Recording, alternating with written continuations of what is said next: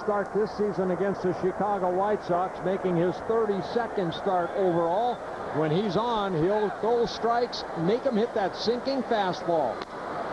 And there's the outside corner, 2-1. Saw a little movement on there. That's a good sign from Blackburn. He needs movement. He's all about control and relying on movement.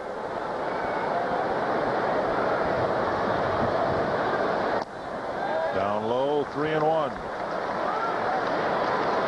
Blackburn, who's coming off a start where he lasted just an inning and a third and gave up 6 earned runs against the Rays. Now facing the leadoff hitter and falling behind, 3-1. And a walk puts Wise aboard to start the ball game. Menard's batting order for the White Sox in Game 2.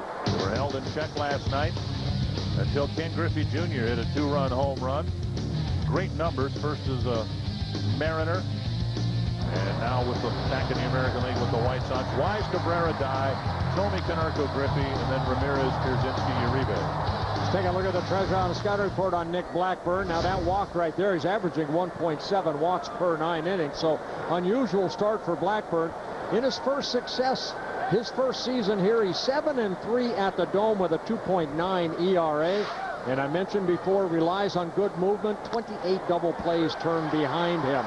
Both these starters here tonight rely on ground ball outs. Cabrera hitting the leadoff spot last night, dropping down to second. Burley hoping that his teammates can give him some early run support.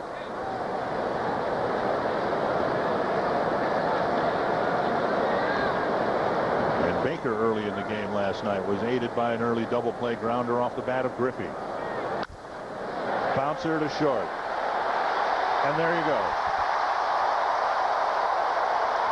2 down, and let's check out the Twins in the field, already responsible for a couple of outs. Northland Ford defense has Brendan Harris at third, Punto and Casilla off the middle, Morneau at first, Young, Gomez, and Span in the outfield, and Mauer back behind the plate. Oh, exactly what Blackburn needed. His 29th double play turn behind him. Mark Burley, now he's tied with Mark Burley. Both have 29 double plays turned behind him, so these guys rely on their defense. Here's Jermaine Dye with the bases empty. Breaking ball down and away. Dye hitless last night until the 9th inning when Griffey hit, as far as the game, a meaningless home run. The Twins held the White Sox to 5 singles. Down the middle, 1-1. Yeah, Dye coming into this series not real hot. Only 3 hits in his last 23 at-bats. Just a 130 batting average over his last 6 games played. But still, all that power. 32 home runs on the year. Little pop-up. Casilla in right field. Ends the inning. Blackburn with an opening walk. Faces just 3 men in the inning and throws a total of 10 pitches. We may not play in the biggest market in baseball, but more than 2 million of you came out this season to cheer us on. We may not be the most famous team in the game, but your enthusiasm made us all feel like superstars. We may not be a nation, but we are a territory with the best fans anywhere. We may not always have the opportunity to say thank you, but we appreciate you more than you know. Thank you. Thank you. Gracias. Thank you, Twins fans, from all of us to all of you.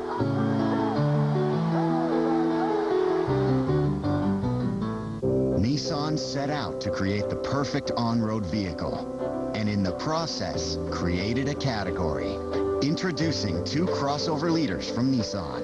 The redesigned Murano, awarded as an IIHS top safety pick, and the versatile Rogue, named 2008's best new small crossover. Lease the 27 MPG Nissan Rogue, just $229 a month. Don't follow the leader, own one.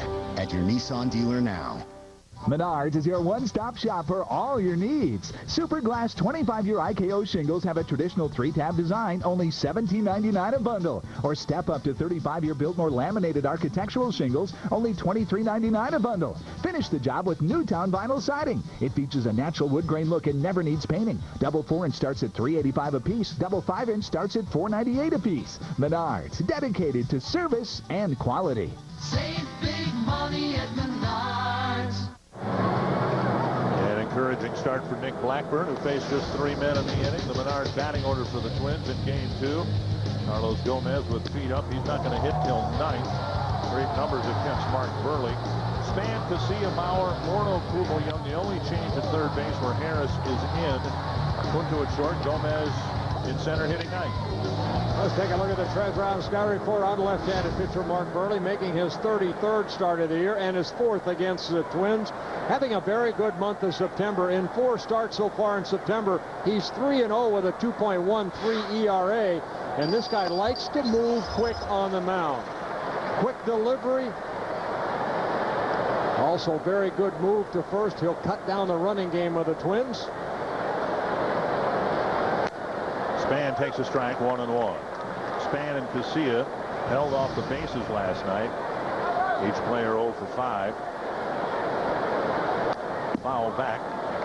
And it's 1-2. Span in, of course, Mauer and Morneau in, and Kubel in part for left-handed batters because Burley has been easier to solve from the left side of the plate than the right. Left-handers hitting .309 against him. Right-handers hitting .267. Hey, he's given up 21 home runs, 6 to lefties, 15 to righties. 2-2. And Span, of course, has handled left-handed pitching well ever since he was called up. 3-2. Span hitting .287 against lefties with half his home runs against them. Casilla will hit right-handed. And Span draws an opening walk. Where the White Sox did not bunt in Cabrera's at bat, we'll see if the Twins do here against this Northland Ford defense. Juan Uribe in at third for the injured Joe Crede. Cabrera, Ramirez up the middle. Konerko at first. Wise in left. Griffey in center. Dye in right. And Pierzynski back behind the plate. Well, both starters excellent control. Both starters walked that leadoff hitter. It didn't hurt Blackburn. Hopefully it'll hurt Mark Burley here. Casilla bunts it foul. 1 strike. Casilla on the season leading the team by far in sacrifice bunts. He's got a dozen. Yeah, 11 of them coming as a left-handed hitter, only 1 as a right-handed hitter. He tried to take that ball with him. If it's a sacrifice, square around and give yourself up. And we'll see how the defense is playing. Uribe playing in, looking for the butt. Oh, came up and in, and Casilla fouled it. Well, believe it or not, that's where you want to throw it in a bunting situation. Casilla, you want to go up, and Casilla, almost a defensive type of kind of watch out, and the ball ends up hitting his bat. Not for the bat, it might have hit him in the chin. Span second in the sacrifice bunts. 2 quick strikes here to Casilla. And he fights it off down the right field line. I asked Casilla today how his thumb feels. Of course, it was feared at one time that his right thumb, partially torn ligament, would lose him for the season for the Twins. So he doesn't even think about it anymore. It's completely healed, and it's been weeks since he's given it any thought at all. That's down the right field line. Down for a hit. Span around second, on his way to third, and Casilla unable to sacrifice. Instead, single Span over to third. Well, we saw in yesterday's ball game, the Twins got a lot of breaks. Delman Young hitting a ball almost like this, even though it was a little bit higher. Casilla just an inside-out swing, more of a defensive swing, and that ball finding the spot down that right field line. Span, good read right there as Dye gets it back in. He knows Dye's playing, right there. He sees Dye cannot catch it, so he alertly goes over to third. That again, that's the speed of the Twins, where the White Sox, they don't have the speed that the Twins have. And now Mauer with the Twins threatening in the first inning. Ian with some words to his bench coach Joey Cora. Mauer 1 for 4 last night. A 5-point lead in the batting race beginning play today. And he takes a strike on the outside corner. Oh, Joe Mauer just 4 for 18 lifetime against Mark Burley, a .222 hitter. defense will give up a run as the infield is playing back, looking for the double play.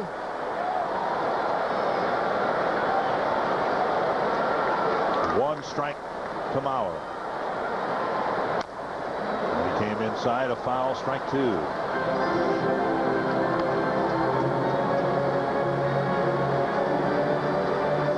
Burley will average about 5.5, 6 strikeouts per 9 innings, 131 strikeouts in 204 innings pitched. And you see Joe Mauer leading Dustin Pedroia by 5 points in the batting title. Milton Bradley with a couple of hits this afternoon, up to 324. 2 strikes to Mauer. And inside, 1 and 2.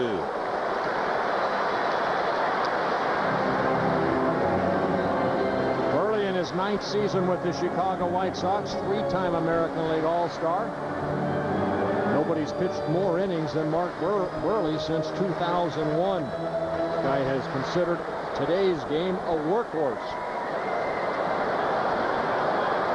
And Casilla flushed back to the bag. Now Burley, very good move to first base. He's picked off 6 already this year and 58 over his career.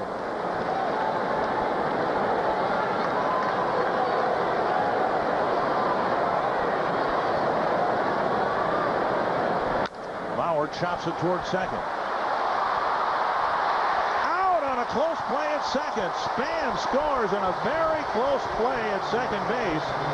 Ramirez with a soft backhanded flip to Cabrera. Mauer gets a run batted in, and the Twins take the first lead. Joe Mauer driving in his 80th run of the year. The Twins take a 1-0 lead. Casilla hustling. You see Ramirez with that backhanded flip, and Cabrera right there like a first baseman grabbing it before Casilla could get to the bag for the force out. And now Morneau. And with every at-bat, the fans chanting MVP. 1 strike. This week, of course, critical to the Twins' postseason chances. Secondarily, important to Morneau's MVP candidacy. Missing inside, 1-1. Of course, the balloting is yet to take place, but wouldn't you think that if the Twins fight their way through this week into postseason play, that he will be the league's MVP? Oh, yeah, for sure. Lifted to left center field, fairly deep. Wise under it for the catch and out number 2. Mauer bluffs a tag and goes about a third of the way, 2 down. So Burley's leadoff walk comes back to haunt him. 2 outs, a run in, and here's Kubel. As Telly Hughes detailed, Kubel's been a real pain in Ozzie Guillen's neck with 6 home runs this year, but it goes beyond this year. He's one of the best batters I've seen in a long time. The only prescription is more, not cowbell, but Kubel. And he takes low, ball 1. Jason Kubel has 43 major league home runs, and 13 of them against the White Sox. Now, he has never faced Mark Burley, believe it or not, through all the meetings that Burley has had against the Twins. This is his first at-bat against Burley. 1-1. Of course, the Brewers with 5, but the Twins only face them 6 games a year.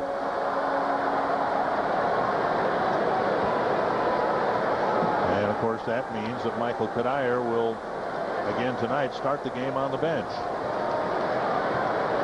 1-1 for the Twins' designated hitter.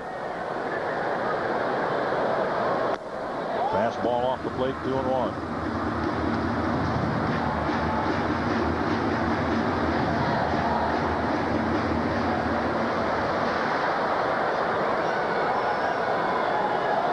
Last night, Ozzie Guillen's team took the first lead. Kubel takes inside, 3-1 with Delman Young on deck.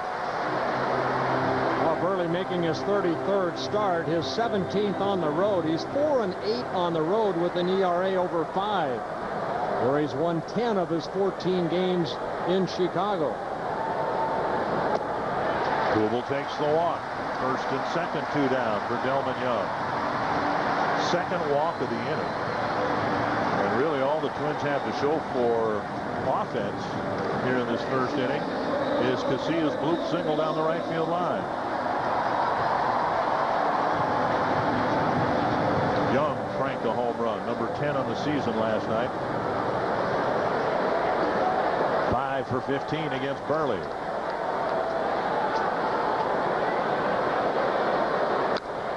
Fouled away, 1 strike.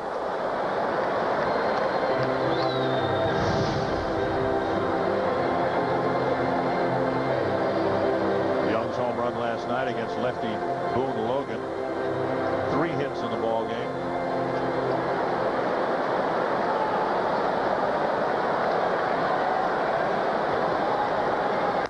Up and in, 1-1.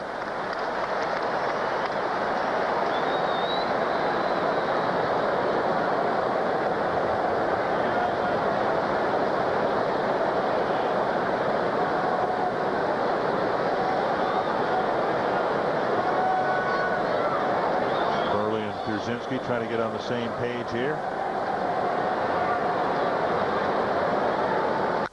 Driven to right center field. Deep to the gap. Way back and caught at the wall by K.Griffey Jr. Young just about cranked a 3-run home run. As it is, the Twins get the first run of the game, and it's a 1-0 Twins lead. White Sox, Twins, tomorrow beginning at 6:30 on FSN North. Not only is the new Mazda 6 fuel efficient, but in terms of power and room, it flat out beats Camry and Altima. Hey, we're always up for a good fight. The totally, completely, 100% new Mazda 6. At your Mazda dealer now. Right now, hurry in to lease a 2009 Mazda 6i Sport for $229 a month for 24 months with $28.24 due at lease signing. It's a Southwestern showdown. Sam Bradford in Big 12 Power Oklahoma squares off against TCU. College Football Saturday, presented by KFC. This week on Pro Football Preview, Sean Merriman, Jay Glazer, and Eddie George get you the inside story on this week's biggest games. Pro Football Preview, Friday. Sundays, FSN North is your headquarters for the Minnesota Vikings. Every week, get ready for the game with a full hour of exclusive access to the Vikes. First, join host Paul Allen, along with head coach Brad Childress, as they break down the X's and O's on Vikings game plan. Then, FSN North's Ann Carroll takes you behind the scenes. Let's take a listen inside the helmet. On Vikings Weekly. Vikings game plan, followed by Vikings Weekly. Sundays beginning at 10 a.m. on FSN North. You're watching FSN North. Twins with the early lead, trying to cut into Chicago's lead to a half game. And fans, if you'd like to receive a text message sent to your cell phone when the Twins, if they do, clinch a postseason berth, as well as up-to-the-minute results of Twins postseason games, you send a text message to short code 74499 with the keyword Twins. Again, that's short code 74499 and type in the keyword Twins.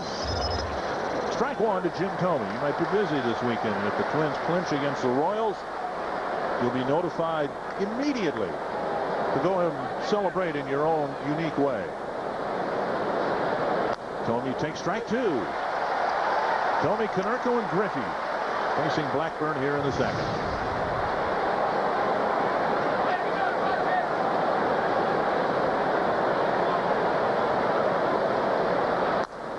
Whoa. That could very easily have been called strike 3. Looked like it was right down the heart of the plate.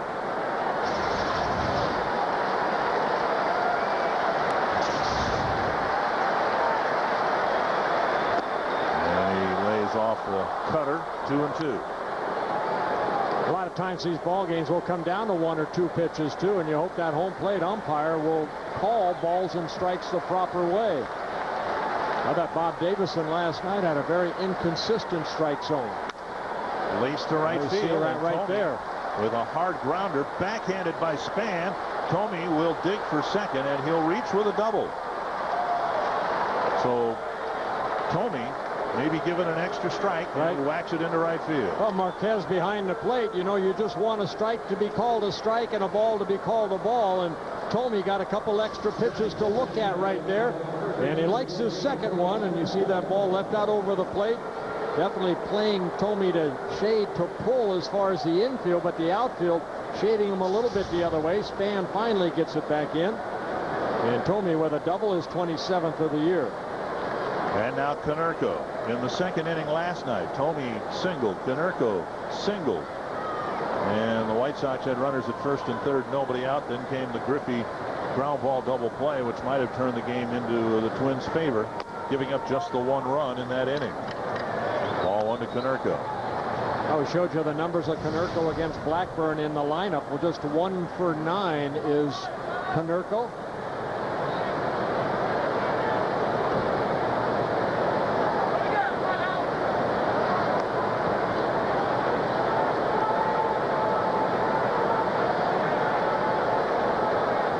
Breaking ball misses, and it's 2-0.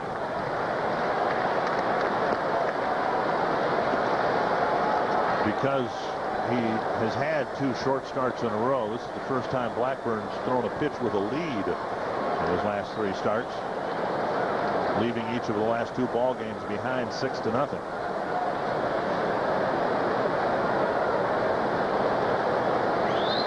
(2-0). 2-1. Well, that little cutter right there that Blackburn features. He has that 2-seam sinking fastball, the little cutter, then the curveball, and the changeup. Blackburn has worked 183 innings now in his 32nd start. Only 35 walks, 91 strikeouts, so not a strikeout pitcher. Chopper and Thome will advance. Punto flips to first. Konerko retired. A ground ball out.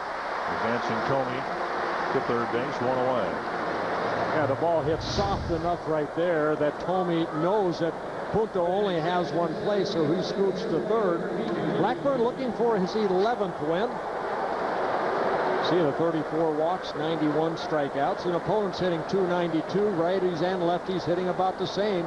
292 right-handers, 293 left-handers hitting against Blackburn. And Griffey Jr., who homered in the 9th.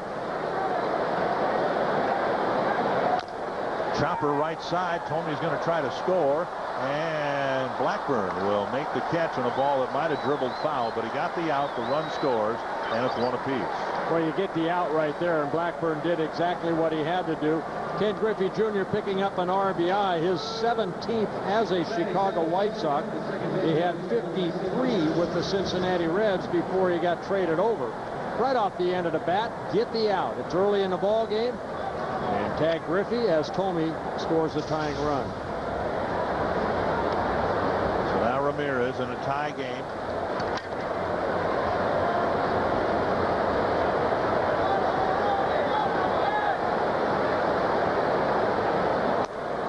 Breaking ball left up high, buckled Ramirez's knees.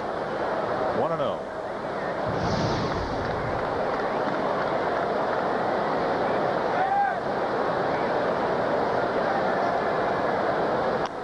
Wants it foul. Ramirez has done for the White Sox what Alexi Casillas has done for the Twins. Stabilize second base in a completely different way. Provide a spark offensively, more power from Ramirez. Even though Casillas connected for 7 home runs.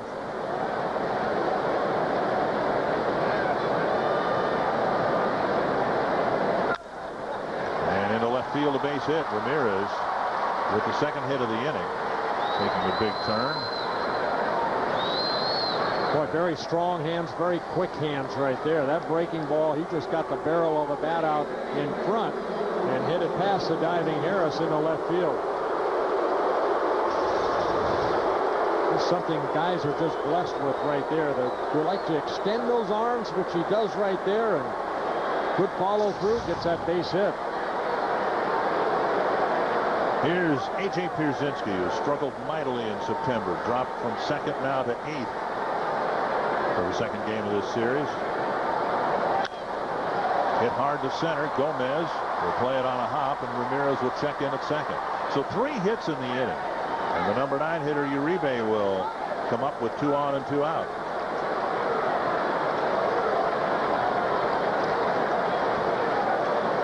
And Blackburn has faced 8 batters, 4 of them have reached safely. Yeah, that ball right there pretty straight. He wants to rely on that 2-seamer. A.J. now 4 for 9 lifetime against Blackburn. He jumped on that first pitch. And Joe Mauer and Blackburn both with their sideburns talking to each other.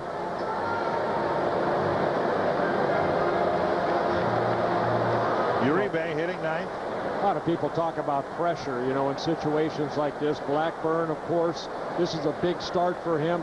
Pressure's nothing more than you put on yourself, and hopefully Blackburn can relax a little bit, and that's what Gardy wants him to do. Have some fun. You know, enjoy what you're doing. Don't be so tight as far as being out there. Blackburn deflects it. That's trouble. And it'll be the 3rd hit on the last 3 pitches. And it'll get Wise to the plate with the bases open. Blackburn tried to field it awkwardly, and all he could do was deflect it. Yeah, he got the ball behind his back. You know, we saw Frank Viola do this many years ago, and the ball went in his glove. But right there, hits his glove, deflects away, and Puto has no play.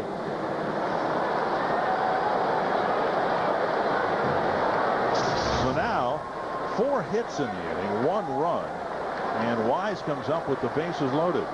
Yeah, this is a big pitch right here. This is a big at-bat for Blackburn if he wants to go deep into the ball game. A short leash, I think, on Blackburn. He's got to get this out right here. Twins cannot get down by too many especially against Mark Burley on the mound. Breaking ball over for strike 1. The admonition for Blackburn, well, 2 things. What you said before, have fun out there. Don't put pressure on yourself, but also use all your pitches. And he opened up the Wise at bat with a breaking ball for a strike.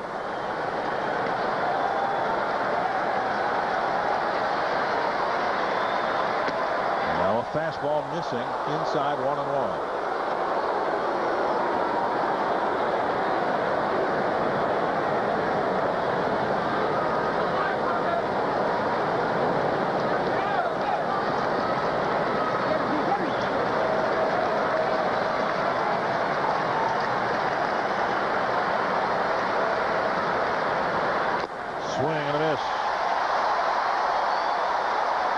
Good fastball right there by Blackburn.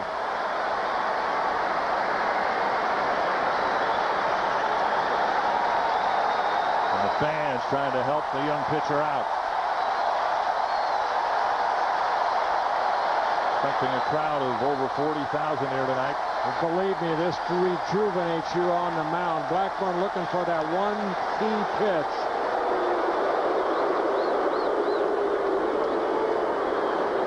To the mound. So I didn't like all these little visits by the catcher. You go over the game plan before the ball game. You don't want your catcher to keep going back and forth to delay the ball game. To me, get back there, give me the signs, and then I'll make that pitch. About the 3rd time that Mauer's been out to the mound already this inning. 1-2.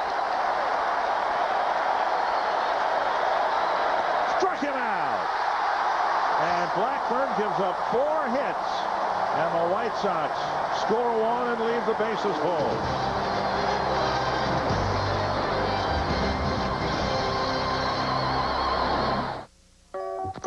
Farmers Insurance presents Americans in Focus. I'm the general manager for Mundos, a bilingual, news-oriented network owned by NBC. I was born in Argentina, and I've been in the States for the last 25 years. I think there's still a lot of misconceptions about the Latin youth market. They need to find a place where they can develop their own voice and they can find what they are interested in and they are being talked to specifically. a new culture. It's developing as we speak, and it's only going to get bigger. I want to be a Marine. I want to be the best one out there. And when you get recognition such as winning a Peabody Award for a documentary talking about young Latinos in the Army, to develop something for what we consider a still underserved audience, that's what I feel the most proud about it. In my early 20s, when I came to the States, I became aware that you had choices. I realized I could be what I wanted to be. I didn't have to choose what somebody else was telling me to choose. Being prepared to be at the right place at the right time. It's not up to you to choose the moment, it's up to you to prepare yourself for that moment. For Americans in Focus, some Alex Pels.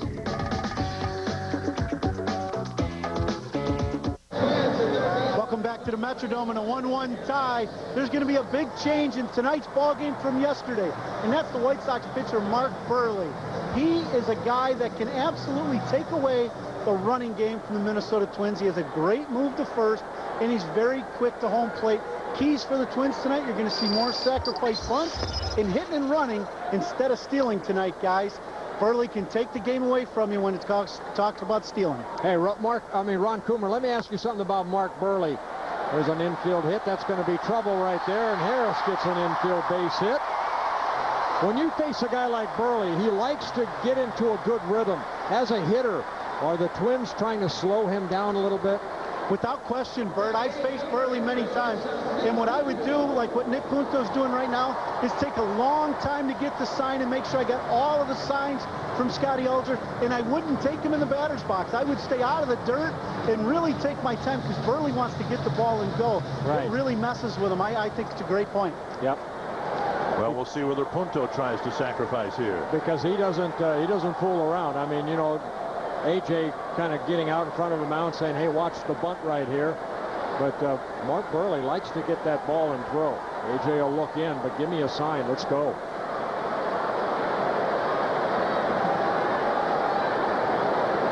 Punto takes up high, ball one. No hint of a bunt here. But the squeeze in last night's game, I think, came on the second pitch after Punto took the first pitch. Punto, good numbers against Mark Burley. 10 hits in 30 at-bats with 5 RBIs.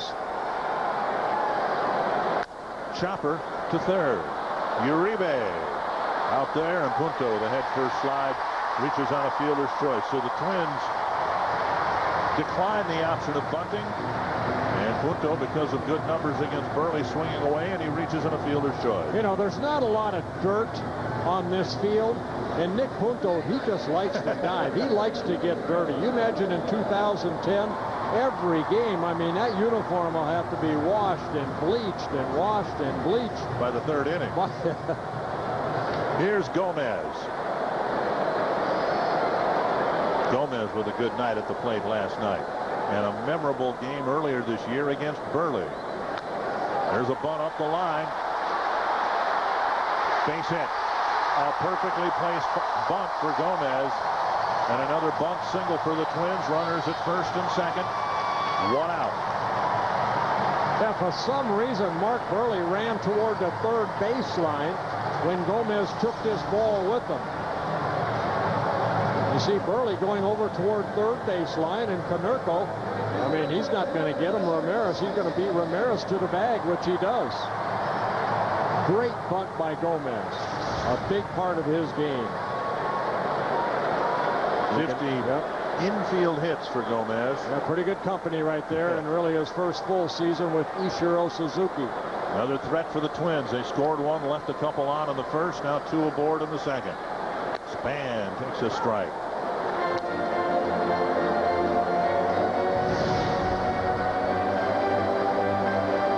Span drew a walk, scored a run in the first, looking for his first hit of the series.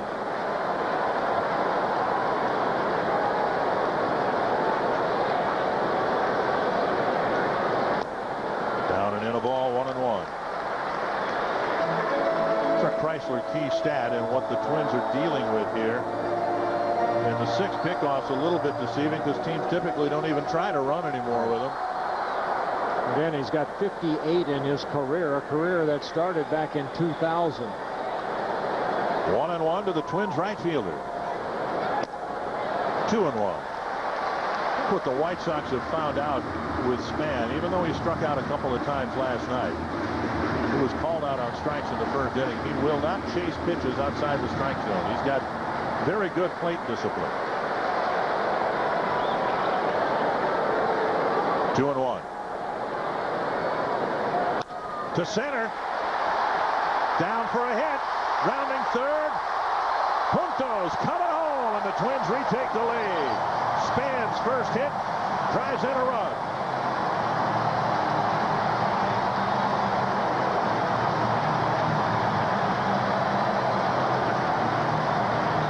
Boy, and the crowd loves it here. Span kind of softly hits this ball, and again, the speed on the bases. Punto turned around, saw that K.Griffey Jr. was not going to be able to get it. The high hop right there.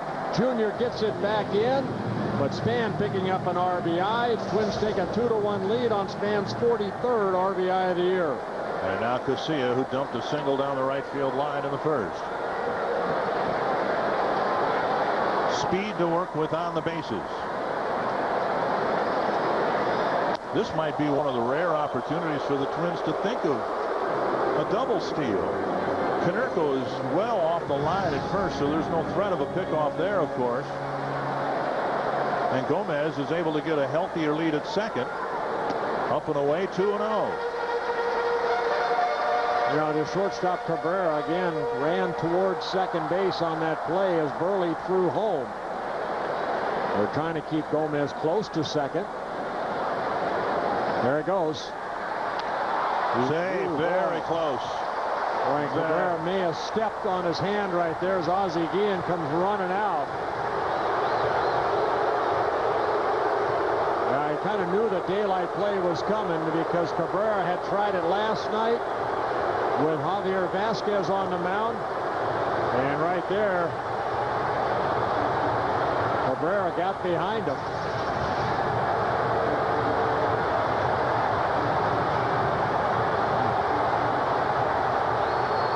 Gomez getting that left hand back on the bag.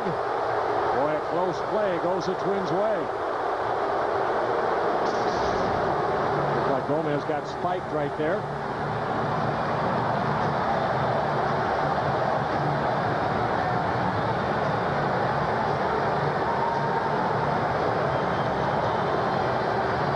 You have to do that as a pitcher. Try to throw, especially a speedster like Gomez. Let him know that you have that move. 2-0 to Casilla. 3-0 with Mauer on deck. Ron Coomer last at bat. Mark Burley came up and in when Casilla tried to bunt. Well, he did it again this at bat, and what's going to happen is with the Twins trying to push bunts past Burley on the first base side, he's going to be coming up and in every time he sees that to send a little message and make it uncomfortable for them to bunt. Look for that the rest of the night with the right-handed hitters. If not on the ropes in the first, Burley has worked himself out of the ropes here in the second. A walk. They're loaded up for Mauer.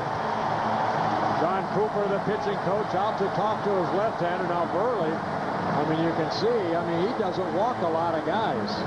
Already 3 walks in the ballgame. Burley, 14-11 on the year with a sub-4 ERA, but on the road it's been a different story for him. Just 4-8 with an ERA of over 5, and a couple of early earned runs here tonight. Bauer drove in the first run of the game with a ground ball, a chance to do more serious damage here in the second.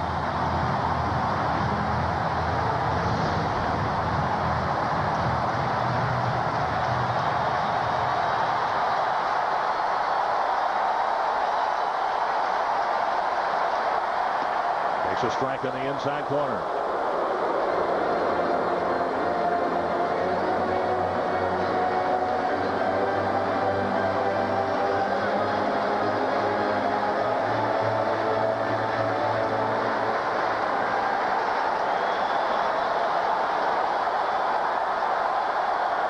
Inside 1-1. It's set of great pitchers, and Burley's one of those. You don't get many chances to put crooked numbers up on them. Usually, the Twins had a chance. They scored one in the first, and a great chance here in the second. And the Twins need to try to take advantage. Well, you have the right guys up, Mauer and Morneau. He takes outside, 2-1.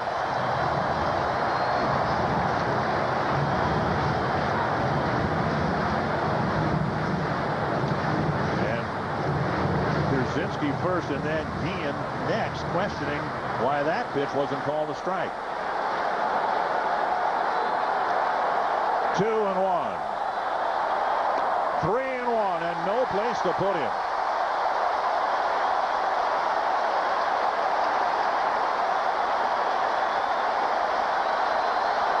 Maybe a little rattled Mark Burley is, maybe because of the crowd as they get on their feet and make some noise. 3-1 to Mauer. Chopper right side. Out there.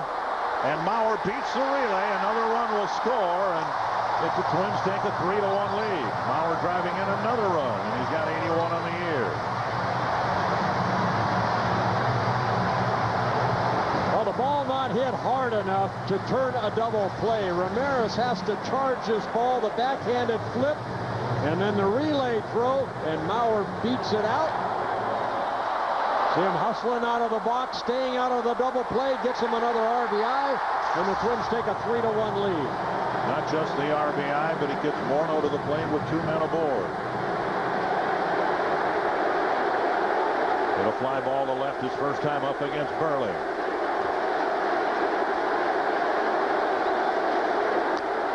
Up and away, ball 1.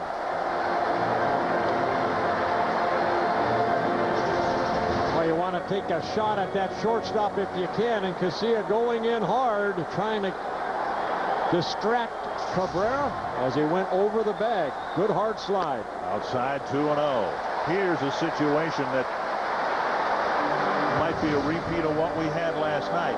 Ozzie Guillen said after the game he's not going to let Morneau beat him. With a base open, granted at second base, he may pitch around Morneau to get to Kubel.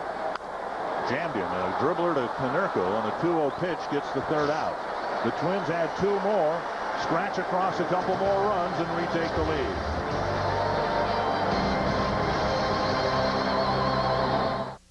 White Sox, Twins, tomorrow beginning at 6:30 on FSN North.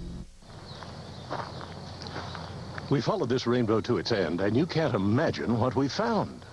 The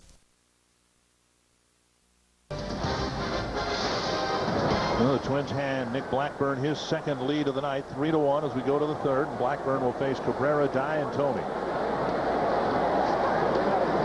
Hasn't exactly been a smooth ride for Blackburn. He's given up 4 hits and a walk to the first 10 batters. Well, he got the big out last inning, getting Dwayne Wise to strike out. So good inning for Blackburn, only giving up that 1 run on 4 hits. Breaking ball up and in, 1-1. Cabrera bounced into a double play in the first inning. Blackburn faced just 3 men in the inning.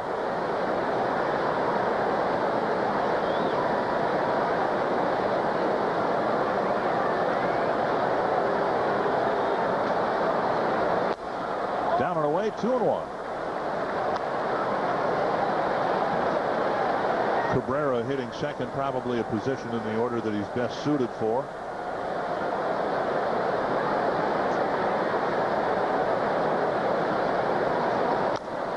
Fouled away, 2-2.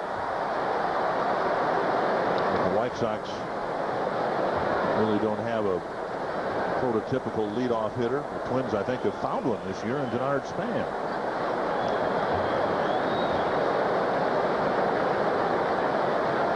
With a productive night tonight. He's already walked, singled, scored a run, and driven in one. Popped up behind the plate. Mauer back for a look, but it's out of play.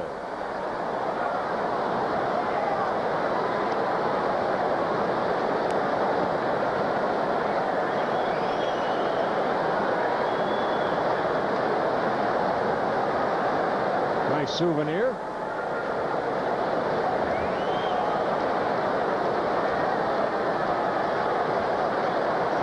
Dye and Thome to face Nick Blackburn in the third. Bounce to third. Great stop by Harris.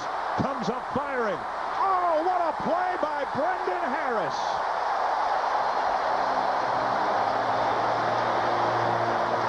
He took a double away from Cabrera.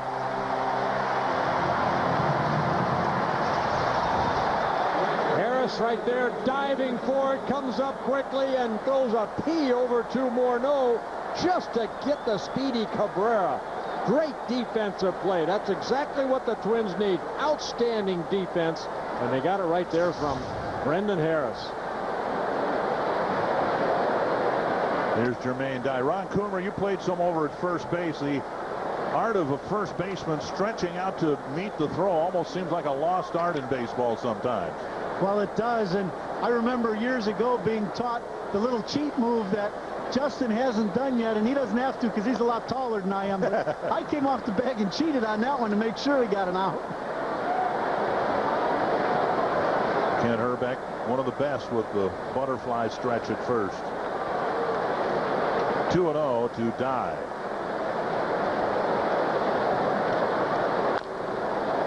Over the Twins dugout. Great barehanded catch on that first hop.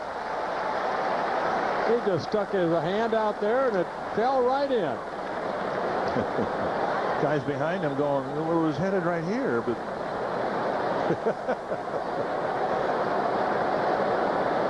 2-1 to Jermaine Dye.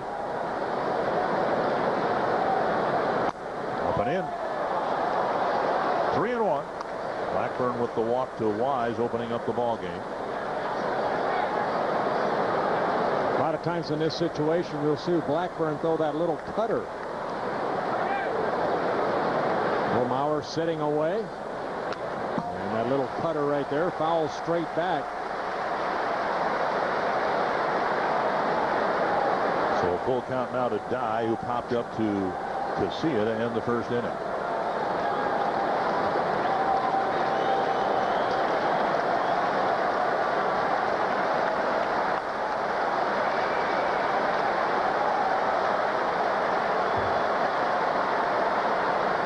High pop-up. This might scrape the ceiling.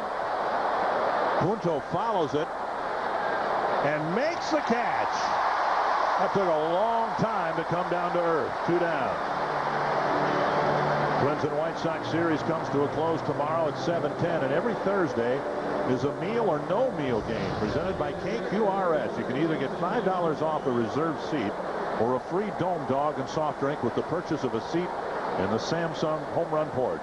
Log on to twinsbaseball.com or call 800-33-TWINS for tickets. 2 down, and here's Thome. He ripped one through the right side of the infield, and Span had to retrieve it right at the wall. Thome ended up at second with a double. And scored the lone Chicago run. See, Span has moved over a little bit toward that right field line. 1-1.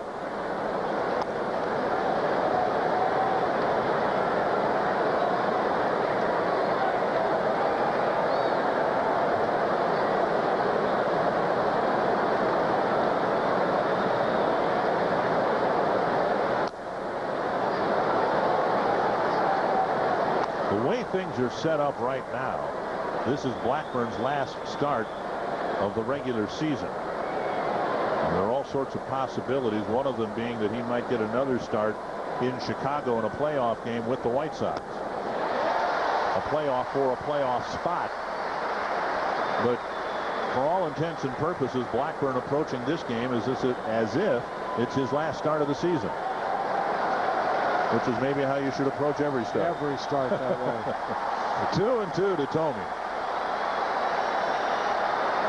Got him looking. And Blackburn, who struggled through the second, comes back with a 1-2-3 third.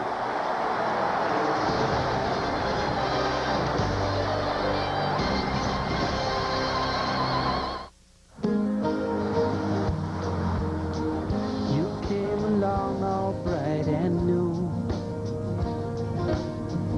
with big ideas that grew and grew and grew. Chrysler Town & Country with 25 highway miles per gallon. Fuel economy that's unsurpassed by any minivan. With big ideas that grew and grew and grew.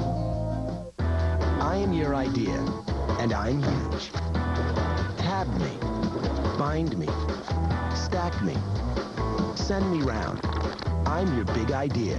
You can't stop this. I'm your biggest idea. And Rico moves me, shows me, sends me. Leaves me behind, but never in a bind. It's the big time. I'm your big idea. And Rico's how we go and go and go. Coors Light on tap. Because if you want an ice-cold draft, look no further than ice-cold frost-brewed Coors Light. It's aged cold, filtered cold, and stored cold. Brought to your bar and poured cold. So ask for a draft beer with a taste as cold as the Rockies. Because refreshment isn't everything. It's the only thing. Frost-brewed Coors Light, the world's most refreshing beer. It's a Southwestern showdown.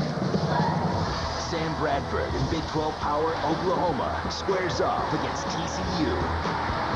College Football Saturday, presented by KFC. This week. Welcome back to the Metrodome, where the Twins lead the White Sox 3-1 here in the bottom of the third inning. Jason Kubel faced Mark Burley for the first time in his career in the first inning, and he ended up walking. But I spoke with Kubel earlier today, and he told me with facing Mark Burley, with him working fast, it really doesn't bother him because you don't have a lot of time to think. You get up there and you just react, and who knows, you may hit one out of the park, and we'll see if Kubel can do that on back-to-back days. Dick and Burt, back up to you. Thank you, Tally. 1-2 to Kubel. Kubel, Young, and Harris to face Burley in the third. Bounce to the right side, and Konerko will go to the bag, one away. You can submit a question to us online at carsoup.com/baseball. And tonight's question comes from Cheryl Johnson in Minneapolis, wondering what our favorite moment of the Twins-White Sox rivalry is, and we'll just limit it to the Ron Gardenhire era. Well, I go to 2006, October 1st, when the Twins beat the Chicago White Sox, and then had to wait around with the fans to find out whether Kansas City beat the Tigers or not. And the Twins ended up winning the division that year in 2006 when Kansas City swept the Tigers. Young, with a warning track fly ball his first time up, lines a single to center here in the third.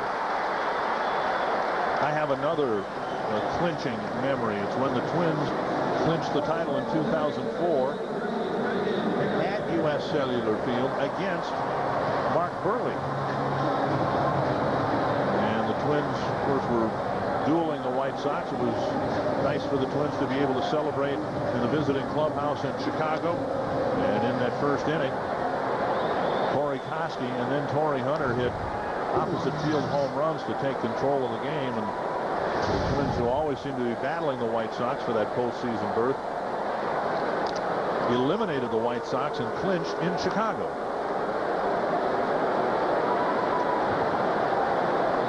Speaking of Corey Koski, he's going to be with us next inning. Yep. Here's Harris, who singled to start the second inning.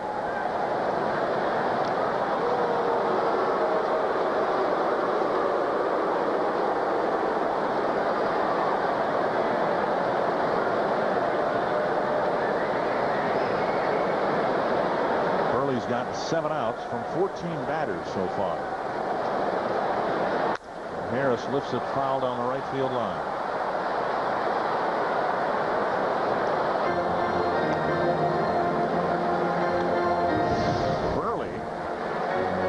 Already been named the starter for the White Sox on Sunday. They brought him back on 3 days rest in his prior start and will do so again after tonight. That's to left and down for a hit. So Harris is 2 for 2 against Burley, and the Twins are cluttering the bases again in the third.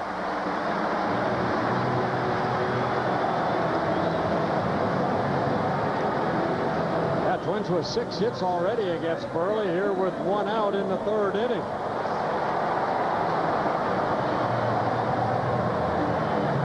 Twins haven't exactly been hitting rockets against him, but it's all part of the game. And now Punto, who reached on a fielder's choice in the second inning, will come up with 1 out and 2 on.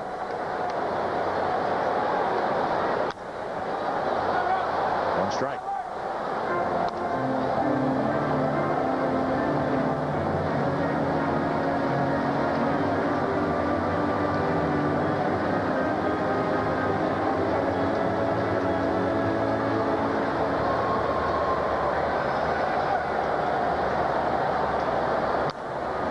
Foul. Ron Coomer, your impression of the Twins at bats against Burley so far?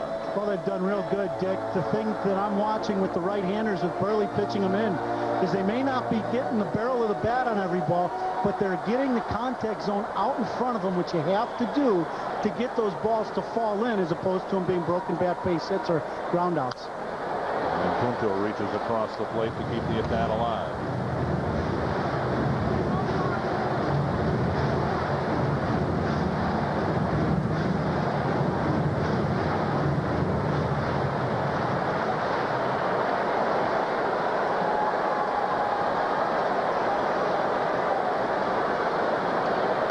It just seems as if Burley all night long has been pitching with his toes over the edge of the cliff. I mean, the Twins have had him in trouble in every inning so far tonight. That's kind of the pitcher Burley is. He's not going to walk a lot of guys, so surprising he's walked 3 already. He has always given up more hits to innings pitched. 2-2. Changeup missing away right there. Came into the ballgame working 204 innings. He had given up 223 hits.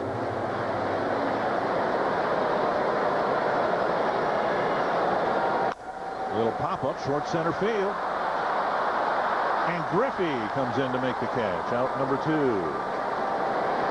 Limited number of American League Division Series strips are on sale right now, and you can get postseason tickets for as little as $10 a game. Tickets are available by calling the Twins phone center at 833-TWINS or online at twinsbaseball.com. 2 down, 2 on, and here's Gomez, who bunted for a base hit in the 2-run second inning.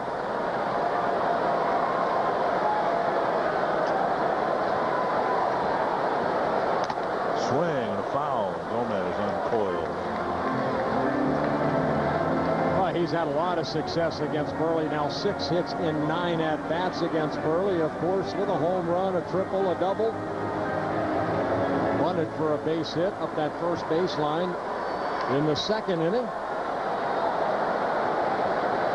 Down the line, the foul. And back when he got those 3 extra base hits, he got an infield hit against Aaron Wasserman to complete the cycle. First Twin to complete the cycle since Kirby Puckett in 1986. Yeah, that happening last year on May 7th in Chicago. And the 8th Twin to hit for the cycle. 2 strikes to Gomez. The Twins have scored in each of the first 2 innings, needing a 2-out hit here from Gomez to do it in the 3rd. Still 2 strikes. Again, that happening May 7th this year.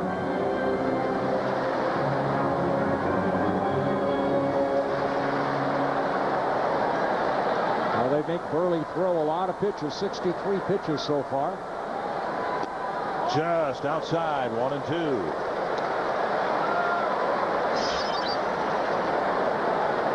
It's been a struggle so far for Burley. 25 in the first, 21 in the second, now 18 so far here in the 3rd. Goes after a high fastball, a miss. Gomez leaves a couple of men aboard. The Twins have left 6 on, but have scored 3 and lead it 3-1. One of our favorite Twins, Corey Koski, will join us as we move to the 4th.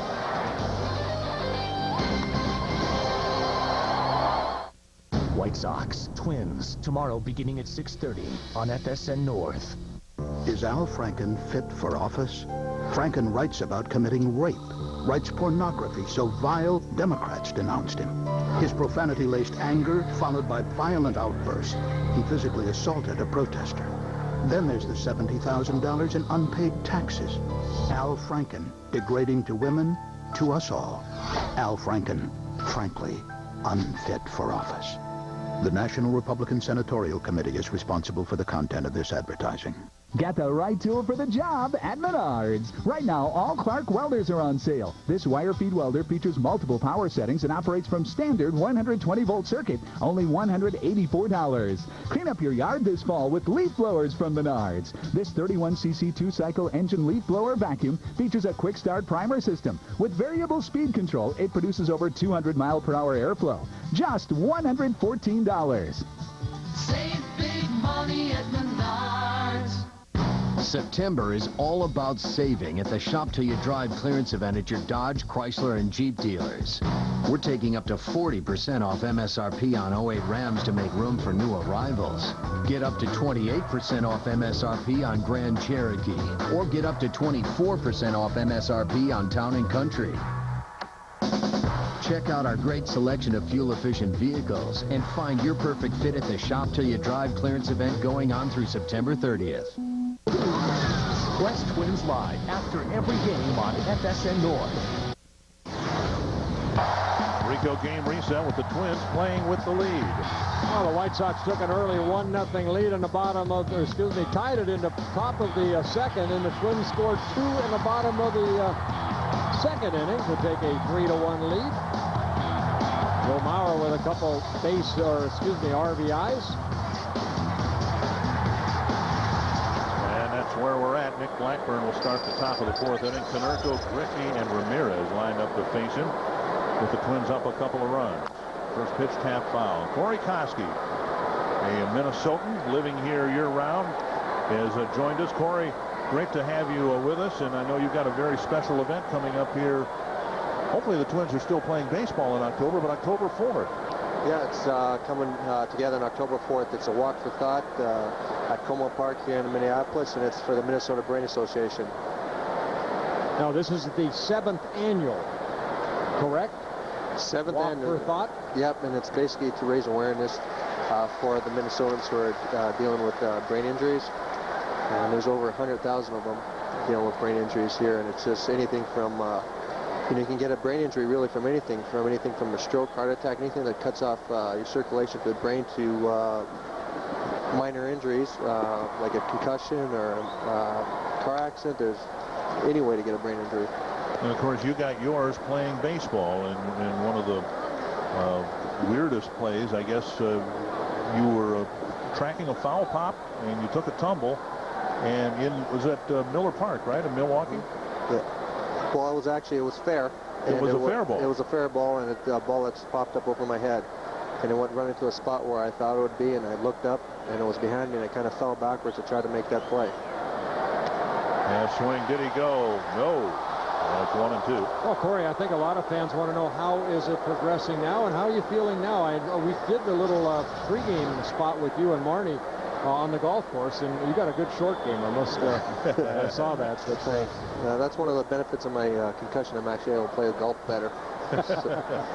So how are you doing? You know what? I'm doing a lot better, thank you. It's progression. It's finally going to the point where I'm able to get more active. You want to make that call?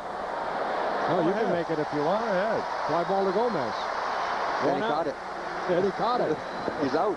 See how tough this is? I still can remember this. Well, here's more information on the event. Again, it's at Como Park on October 4th over in St. Paul.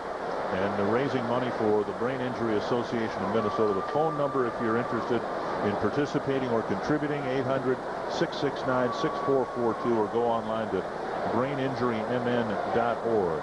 And it's not only at Como Park. You're also in Duluth and Rochester. Yeah. So on that day, there will be 3 different walks. Yep, and actually I got a walk team that we put together, and you can join my walk team. You can go on the website. My walk team is called If I Only Had a Cast. And I thought it was, it's kind of defines the way a person with a brain injury feels, because since people can actually see something that is actually wrong, that's one thing that's one of the biggest things, that when you're going through this, people are looking at you like everything's all right, but you feel sick. Like I can just go on and tell you what this whole process for the last year and a half, but it's been a long haul. But I'm just happy to be finally at some point where I can do some activity, play some golf. Last week I actually played golf every day for 5 days, and that was a huge step for me, coming from the point where I couldn't even walk through a doorway without hitting the doorway or grab a glass of Coke off the table without hitting my hand. It was just frustrating going to doctor after doctor looking for some answers, and it really wasn't there. That had to be so tough on you because you've always been so active.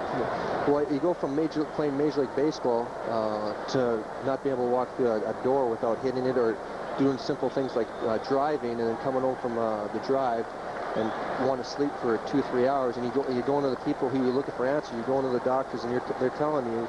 I said, hey, this is what's happening with me, and I feel really tired. And they're like, well, Corey, you haven't done anything for the last 3 weeks. You're just being lazy. And you're like, well, I could see that, but in actuality, it's not. It's just your brain healing. And I got to the point, at one point, where I actually was playing catch with my 7-year-old son, Bradley, and he threw a ball. He's about 35 feet away. And by the time I reacted to it and caught it, it hit the garage door.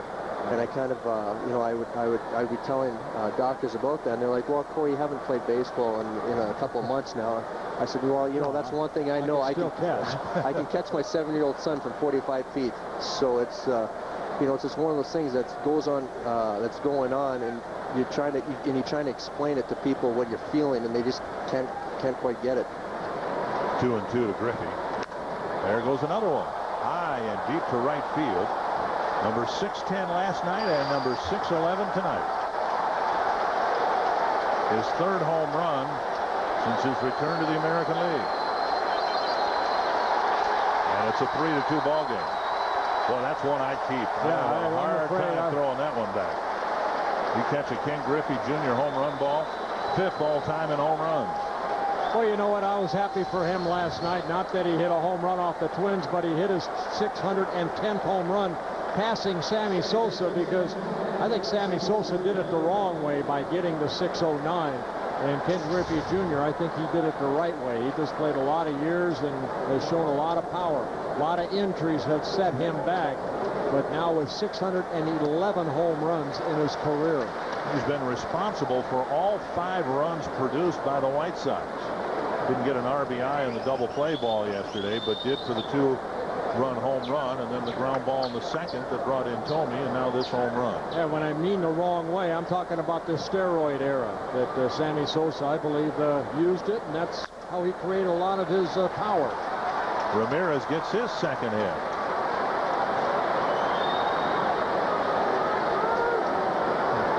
Mentioned that when we saw the home run last night, made us all, I think, flash back to when this kid was 19 years old and hit the ball a mile. You know what? Watch his head right there. He's always been one to keep his chin on his right shoulder. And that was in Seattle, and this was last night. I mean, same swing, beautiful swing.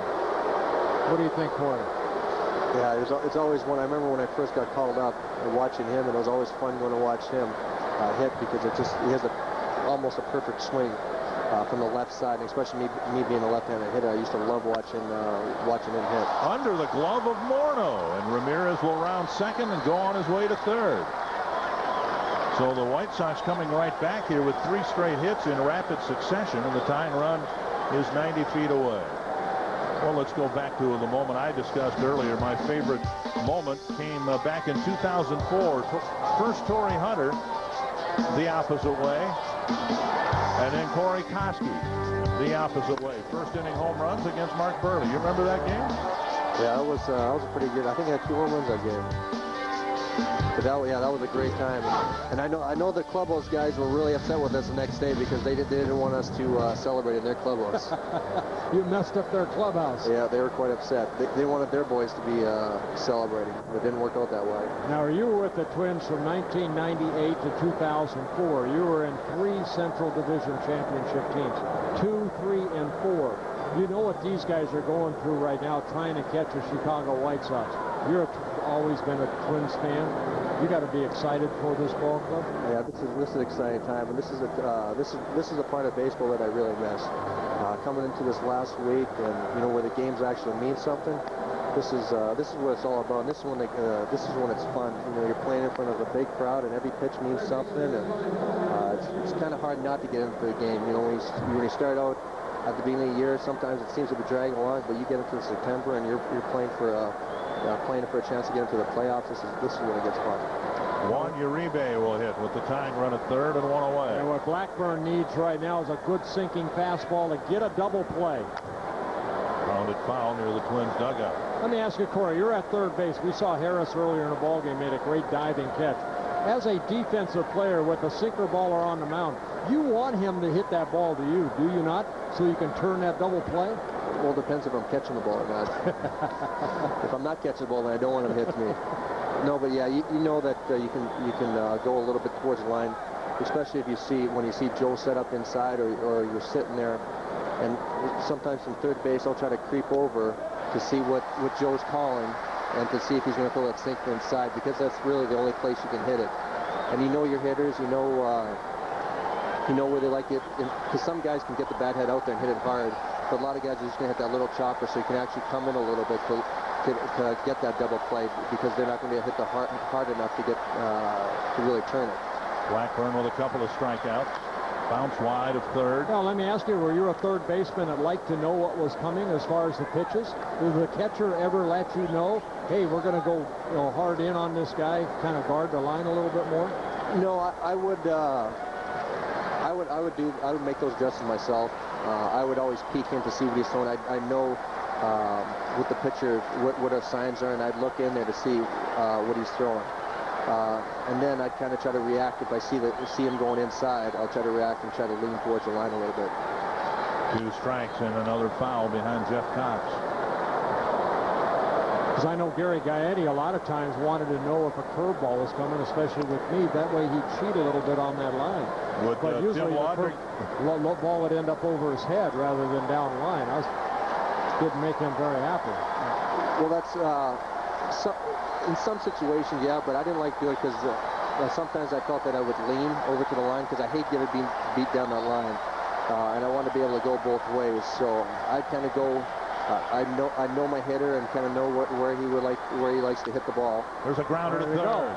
They come home, and Ramirez runs well. We'll see if the Twins can execute the rundown any better than the White Sox did. They have not. Run them all the way back now, Nick Blackburn. Thinking they could not get 2. Harris came home, and the White Sox did it last night, and the Twins did it tonight. Yeah, not very good execution as far as the defense. Again, A.J. Brzezinski last night threw the ball back to the third baseman Uribe too far, too quickly. And here tonight, Joe Mauer, you can see Harris going home to cut off that run. Now, Joe's got to run him back. Run him back more. No, he let that ball go, and you can see Ramirez now. He goes home. Blackburn, seeing that the runner goes over to third, and that's Brzezinski, so you just run him back to the bag, and he tags him out. Hey, but both runners advance. Anytime Brzezinski's in a rundown and you get an out, you ought to count yourself lucky after what happened about a month ago. Here's Wise with 2 men in scoring position and 2 out. Popped up. Wide of third. Harris looking for some room. Makes the catch, even though a Twins fan was reaching over the railing. Our thanks to Corey Koski. Best of luck. The event coming up on October 4th at Como Park. We wish you good weather and good health. Thank you.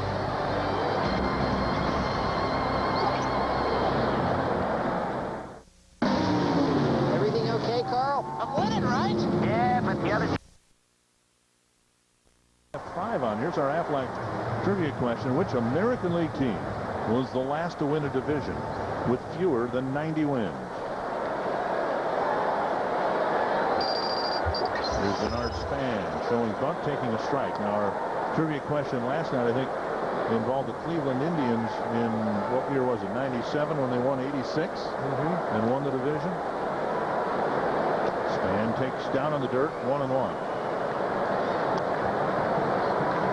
Span has walked and scored and singled in a run in second. A roller to second. Ramirez has it. Span retired, 1 down. That'll bring up Casilla, who also has singled and walked against Burley. I'd like to say happy 80th birthday to Arlene Norby from Benson, Minnesota. And another 80-year-old, Maryland Rebo. from Scottsdale, Arizona. Happy 80th birthday to you, too. To see it, dropped a single down the right field line, then walked in the second. And Burley gets ahead of him, 0-1.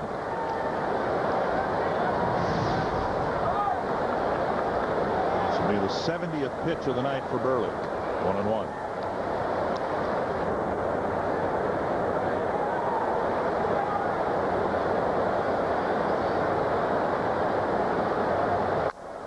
Off the end of the bat, right to Konerko, and Burley gets a couple of quick outs here in the fourth. Dodge game break. Red Sox strike for 4 runs in the first against Cleveland. Justin Pedroia with a double to left center field. Since then, he's been retired twice. Of course, he's chasing Joe Mauer for the batting leadership. And the Indians, I think, would surprise people if they look beyond the first 2 spots in the American League Central to see that the Indians are only 7.5 games behind the White Sox. And the Indians go to Chicago to close out the regular season this weekend. And Pedroia still behind Mauer, who's 0 for 2, but he's driven in a run in each at bat. Yeah, the American League, you know, postseason set other than who's going to represent the Central Division. Boston winning last night. They are in, and Tampa Bay find out who's going to win that division, who's going to be the wild card. And, of course, the Angels winning in the Western Division. Last time the Yankees weren't in the postseason, there was no postseason. And the work stoppage, here's a bouncer to second. And Burley has by far his best inning. 3 weak ground balls and a 1-2-3-4.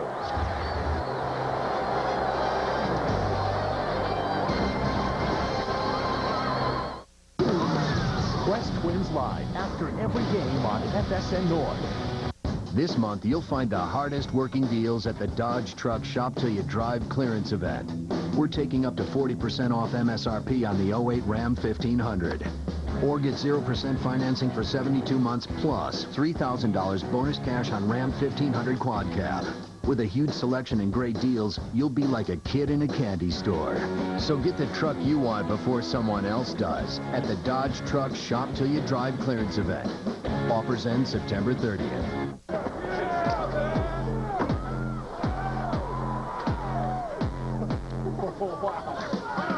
Honda EU Series generators are perfect for hardcore tailgaters. They provide reliable power for all sorts of things, and they're incredibly quiet.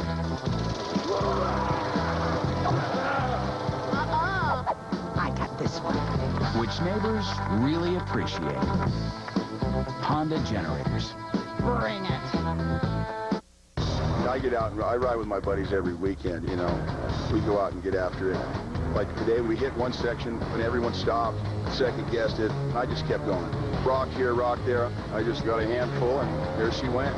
True all-wheel drive, new active descent control, legendary ride and handling. Polaris, the world's toughest ATVs. Polaris Power Play sales event. Get to your participating dealer for up to $800 in rebates and as low as 3.99% APR on select ATVs. Saturday at 2, Winona State battles Minnesota State on Fox Sports North.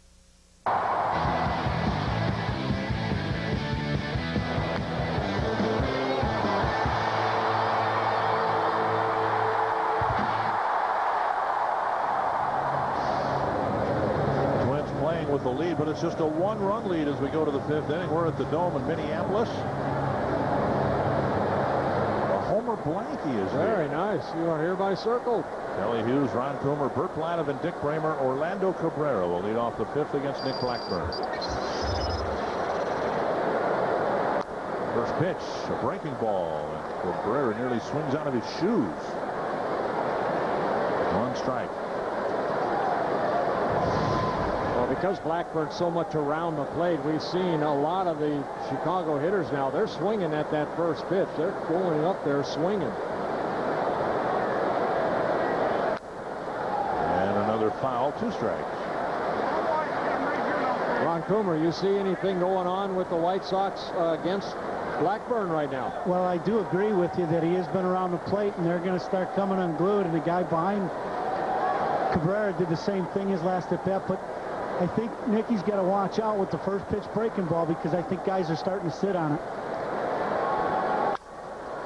Busted bat and a base hit. Cabrera aboard on an 0-2 pitch. He dumps one to left. And the tying run is aboard, and the White Sox with 8 hits against Nick Blackburn in 4+ innings. Twins have another great promotion coming up, and for more, here's Justin Morneau. Final game of the regular season is Kids Appreciation Day presented by DQ. And all kids will get the 2008 Twins team poster brought to you by General Mills and Land O'Lakes. Tickets for Kids Appreciation Day, Sunday, September 28th, are available at twinsbaseball.com or call 800-33-TWINS. Now here's dangerous Jermaine Dye. He's popped up twice. Well, he's done a good job of pitching him inside. There's that first pitch breaking ball. That one misses. Ball 1. Popped up to second in the first, to short in the third. And the White Sox have been getting the ball in the air. The last, I guess he got a couple of ground ball, or one in the 4th inning. 1-1. But the White Sox getting the ball airborne against Blackburn. Yeah, but this is an airborne type of team right here. I mean, they don't hit too many ground ball base hits. Everything is usually in the air. 225 home runs they have hit. And the Twins have hit 111. Bonds are warming up for the 2nd inning in a row. Nubbed up the line foul. 1-2.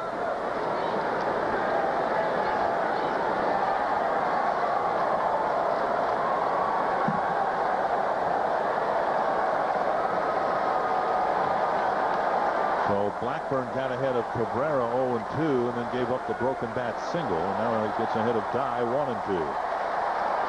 Well, Blackburn tough to steal against. Only 4 attempted base stealers against Blackburn, and 2 have been successful. See if they go back inside right here on Dye. Now we're sitting away. A throw over to first. Cabrera 18 steals and 24 tries. White Sox steal about 2 bases a week.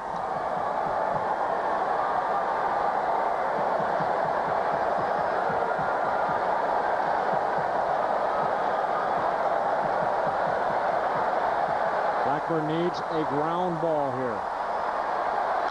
There's a pop-up. Morneau over for a look. It's out of play.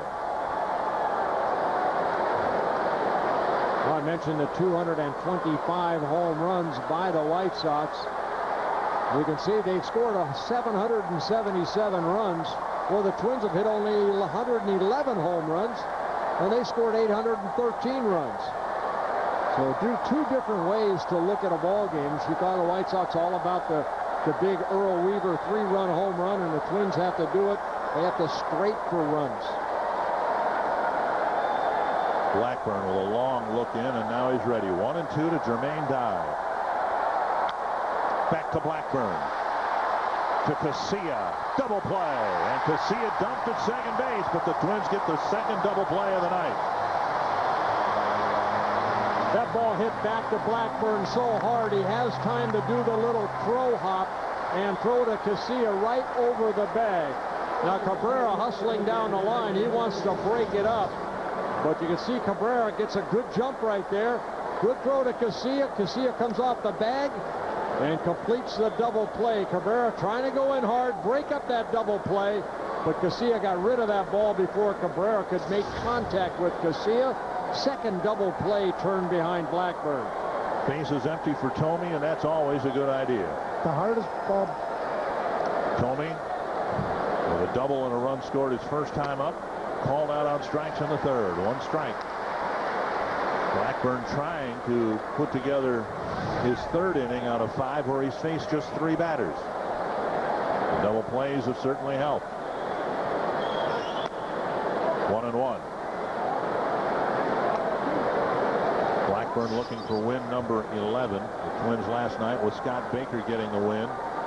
Now have 5 starters on the season with 10 or more wins. 2 other teams have done it. And you saw the pitch count right there. 51 strikes in 75 pitches. Good strike-to-ball ratio. Blackburn with 1 walk in a ball game, a couple strikeouts. looked wise to lead off the game. He has given up 8 hits. But most importantly, only 2 runs. And Blackburn takes a little off and clips the outside corner. Now, he struck out Tomey in his last at-bat with that 2-seamer that started inside, worked its way over. They're going to go back inside again. And a foul on a pitch left up. You don't get a guy like Tomey to look at that pitch twice. And Tomey was almost waiting for it right there and fouled it straight back.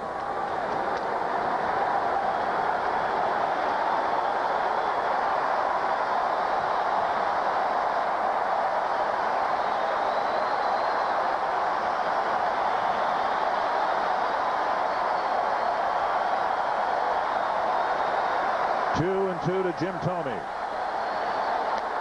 And now a full count with Konerko on deck.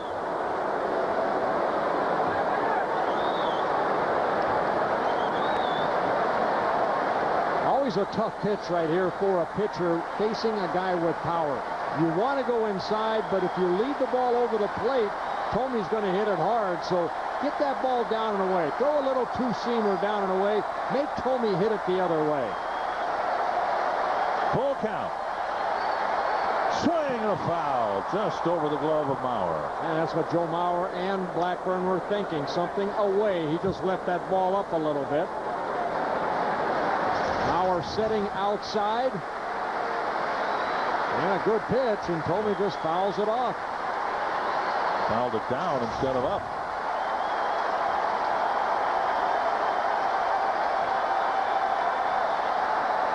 Another 3-2 to Tomey.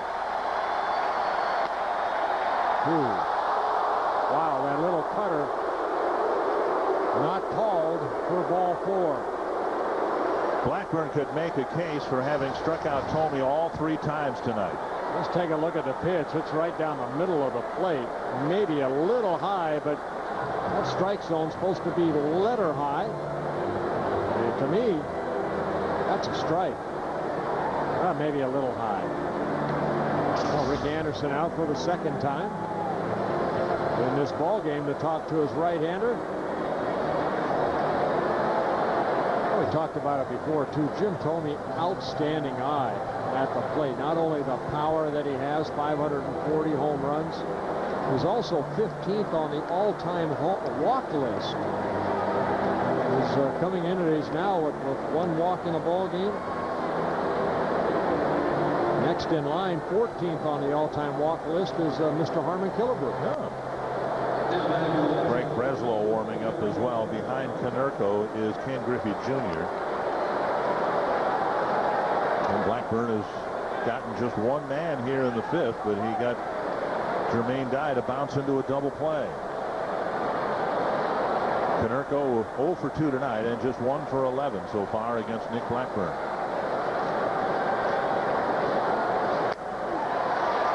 Big swing and a miss.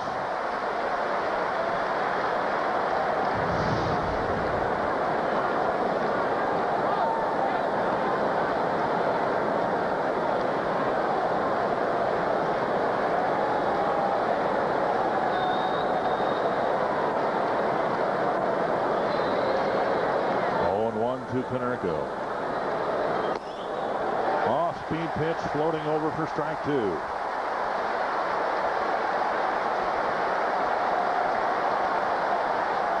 Tell you what, these fans are in the game. They're already starting to stand right here. Again, the 10th player on the field.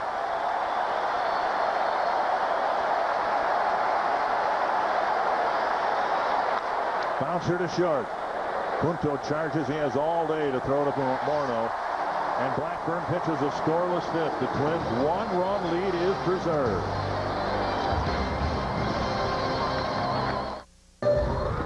Not only is the new Mazda 6 fuel efficient, Lead the the Sox 3-2 in the bottom of the 5th.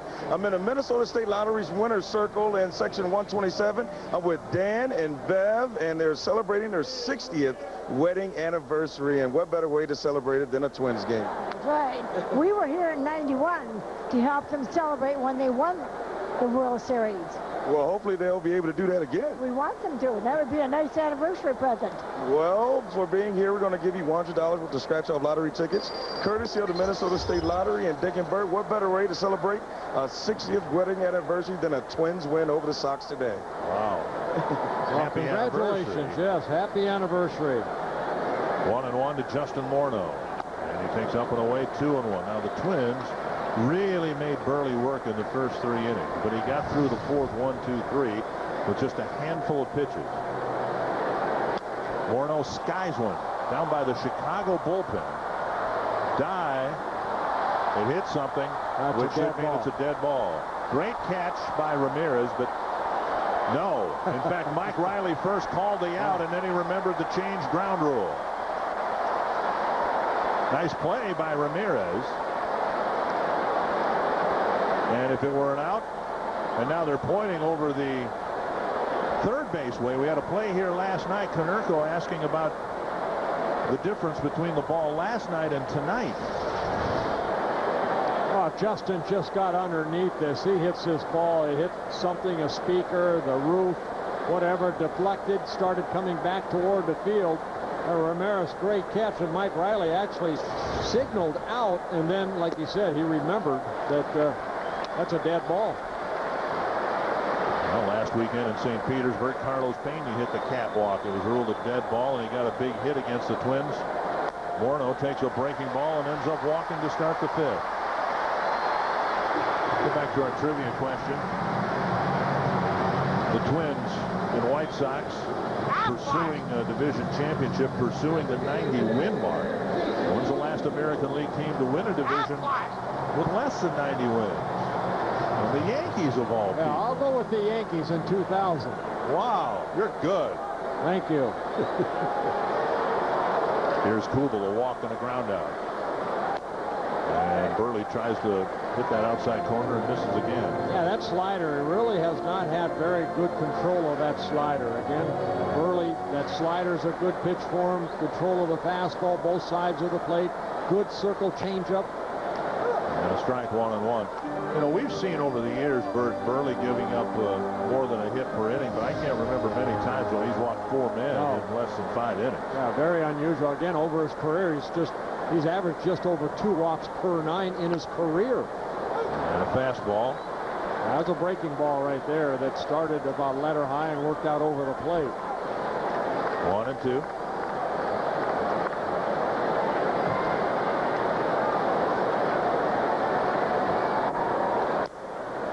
Two and two. See, he just doesn't have control of that sharp slider down and away. And to their credit, Twins hitters are laying off that breaking pitch down and away. And Kubel fights it off. Number 4 walks today equal a season high. He had 4 walks against the Indians back in May. Burley came into this ballgame only 47 walks in over 200 innings pitched. And Kubel wastes another tough pitch. And now here again on the 5th, the Twins are making Burley work. This will be his 87th pitch. The White Sox, like the Twins, have been very soft in middle relief in the second half of the year. And so this game may be decided on which team has to go to its bullpen first. Kubel, bouncer, right at shortstop Cabrera. And it's a double play. So the Twins hit into a double play. 2 gone on the 5th. Nice little flip right here to Ramirez. He has plenty of time to make a good throw over to Konerko. Twins have turned 2 double plays. And Burley, who came into this game with 29 double plays behind him, now has 30, as Blackburn does. Here's Young, who's been a tough out in this series. He's now 5 for 6. He's had 5 hits and a warning track fly ball and a pair of singles today.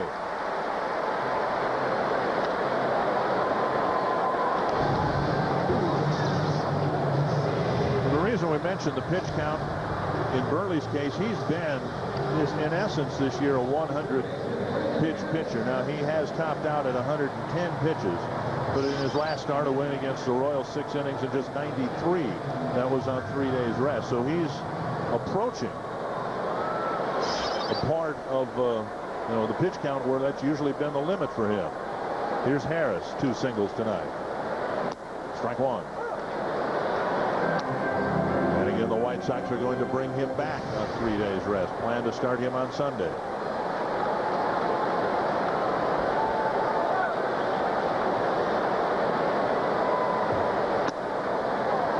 To me, I mean, you have to win this ball game before you worry about when Mark Burley's going to come back again.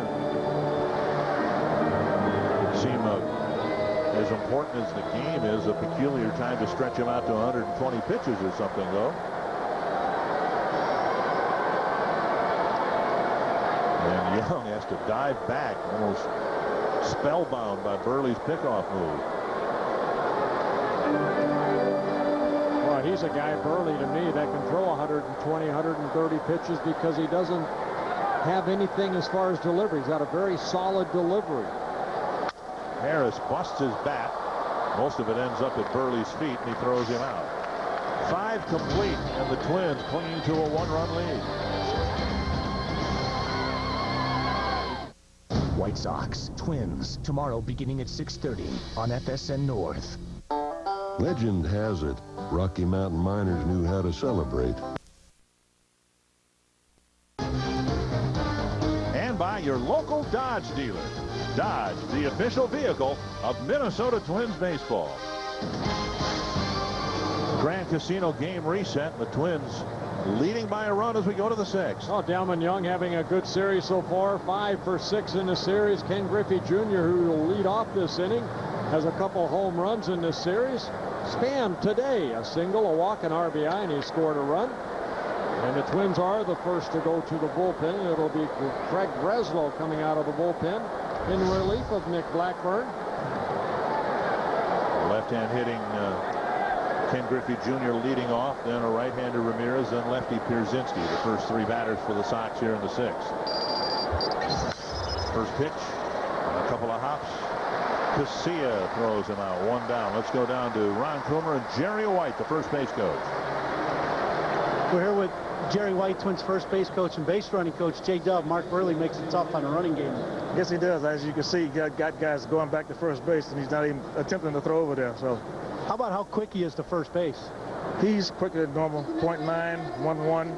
Plus, he has a move, that you have to make sure he goes home. So you got to pretty much guess. Good luck the rest of the way.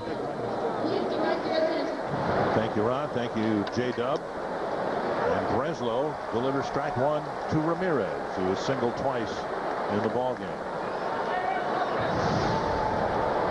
From this point forward for the Twins, this game will, in the pitching department, almost look like a quilt.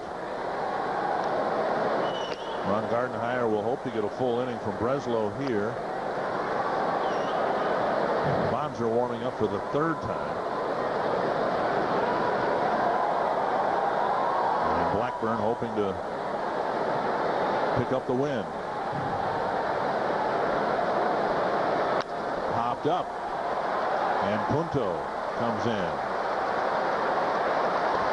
It didn't grab any headlines, but the way this season has played out, the acquisition of Craig Breslow has been one of the best moves the Twins have made. Hey, you got Jr. on a slider. You got Ramirez right there on a good changeup down. He's making his 47th relief appearance, his 40th as a Twin. And he has a 1.73 ERA as a Minnesota Twin. He's done a great job. 2 down, and here's Pierzynski. Pair of hits for the former Twins catcher, and he takes up and away ball 1.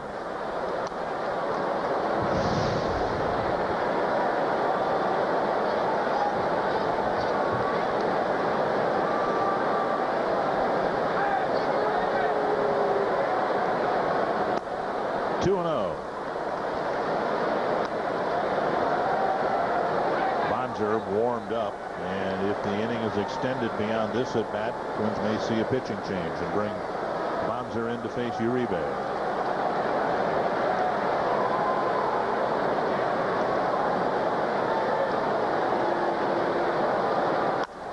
It's to center, carrying out to Gomez, and Breslow has a 1-2-3 sixth inning.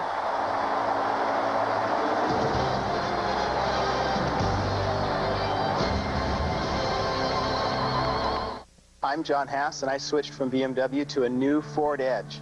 We found the best Ford stories come from people who drive one. The Vista roof is open every single time we drive. I love it. It's totally automatic. Oh, awesome. I use the same feature all the time. Hello, we're calling you from my car. All right, sounds good. My gas mileage is phenomenal, so I'll take it. Write your own story. Get a Ford Edge with 0% APR for 60 months plus $1,000 cash back. Visit your local Northland Ford dealer or go to northlandford.com. On DVD today. I'm gonna make him an offer he can't refuse. The greatest films of all time are finally available on Blu-ray High Def. It's not personal. It's strictly business.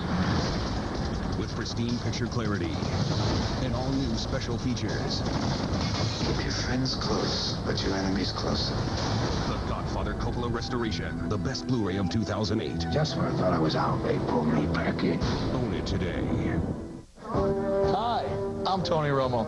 I've agreed to have myself doubled in size so that you never forget that new lemon-flavored Pepsi NFL Kickoff gives you double Pepsi stuffed points. With double stuffed points, you can earn lots of cool stuff twice as fast, like MP3s, electronics, and even chances to win free trips. Because double really is better. Also available in diet. For a limited time, get double stuffed points when you drink lemon-flavored Pepsi NFL Kickoff and earn lots of cool stuff twice as fast. Coors Light sixth inning, and the Coors Light freeze cam taking you to the final out of the fourth inning. Oh, Brendan Harris going into foul territory right near that camera well where Ron Coomer is, and the fan reaching out and wants to interfere. Now the third base umpire, Bob Davidson, right there. If that fan had touched that ball, I'm sure he would have been out anyway. And Harris, nice enough, even flips him the ball. Come on, you're a Twins fan. Keep your hands in foul territory. And of course, the difference between that and the Steve Bartman thing is Bartman was in the stands trying to catch a ball hit right at him and was vilified for it. Here's Nick Punto. It's Punto, Gomez, and Span. We'll see if there's a bunt in any part of the three at-bats here against Burley in the sixth. Inside, and it's 1-1.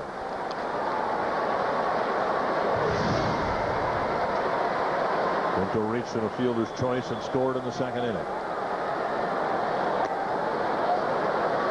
Did you ever pitch against Jim Cott when he was doing his rapid-fire delivery with the White Sox? Well, he pitched against the Twins, yeah. I don't know if I was on the mound when he did that.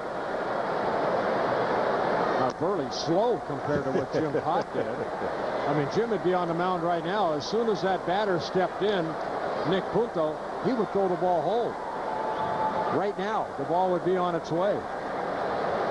2-2 to Punto. Kitty Cott won 20 games 2 years in a row doing that. Little roller to Cabrera. He fires on the run. Punto retired, one away.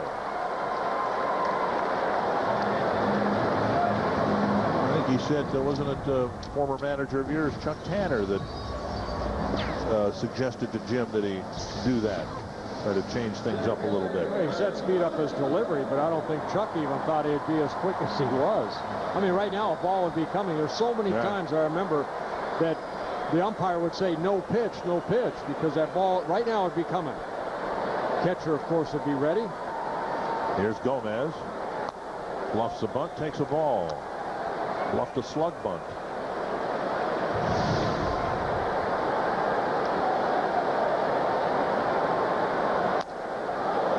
And big swing and a miss, 1-1.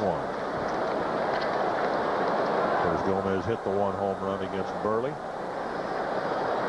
On his way to the cycle in Chicago earlier this year. And now the bunt a mile in the air.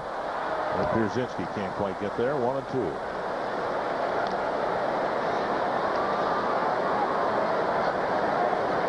Burley, after really struggling through 3 innings, has now found a little bit of a groove here. Twins haven't done much in the middle innings against him. This will be his 100th pitch.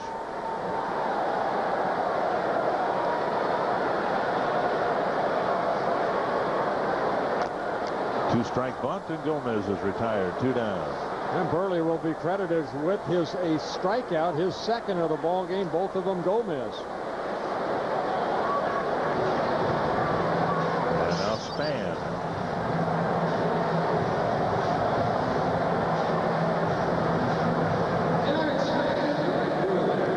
Span walked and scored in the first, singled in a run in the second, and bounced to second in the fourth. Another bouncer to second. This one caught off by Konerko, and he finds Burley. And Burley breezes through the bottom two hitters and the leadoff man in the sixth. Another 1-2-3 inning. On to the seventh and a one-run game.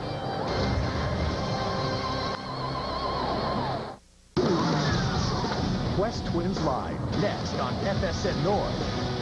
We may not play in the biggest market in baseball, but more than 2 million of you came out this season to cheer us on. We may not be the most famous team in the game, but your enthusiasm made us all feel like superstars. We may not be a nation, but we are a territory with the best fans anywhere. We may not always have the opportunity to say thank you, but we appreciate you more than you know.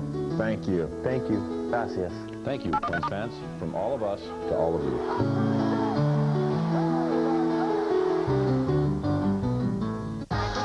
Tonight on the Best Damn Sports Show, period. The Redskins star running back Clinton Portis, plus guest hosts Joe Theismann and Eddie George, and college football analyst Petros Papadakis. Tonight at 11 on Best Damn.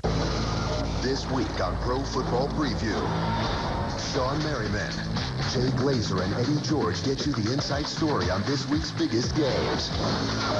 Pro Football Preview, Friday. Explore the great outdoors every weekend on FSN Outdoors. Join host Ron Schera every Saturday and Sunday morning as FSN Outdoors showcases the ultimate in outdoor programming. From the secrets to landing the big one. Oh, wow. Look at this size. To the best weekend destinations. Beautiful. FSN Outdoors is the outdoor enthusiast ticket to adventure. Saturday mornings beginning at 7 and Sunday mornings beginning at 8 on FSN North. You're watching FSN North.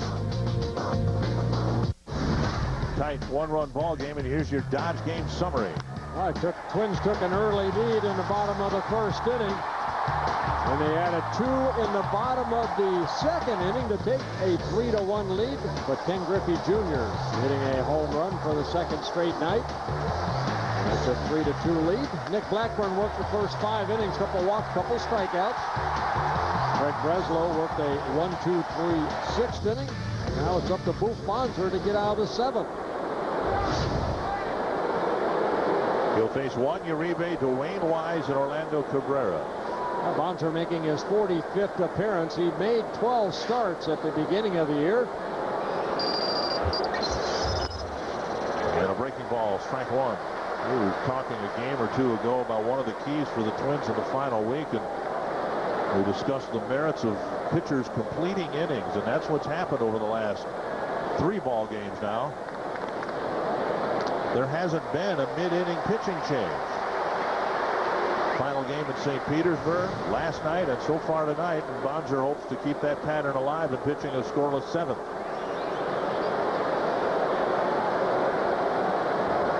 Two strikes to Uribe.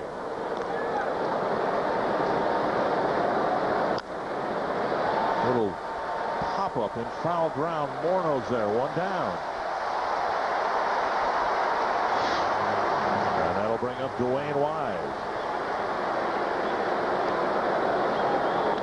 Wise has had a couple of frustrating at-bats here. He's come up in 2 key spots. In the second with 2 out and the bases loaded, Blackburn struck him out. And then in the 4th, with 2 men in scoring position and 2 outs, Wise fouled out to Harris.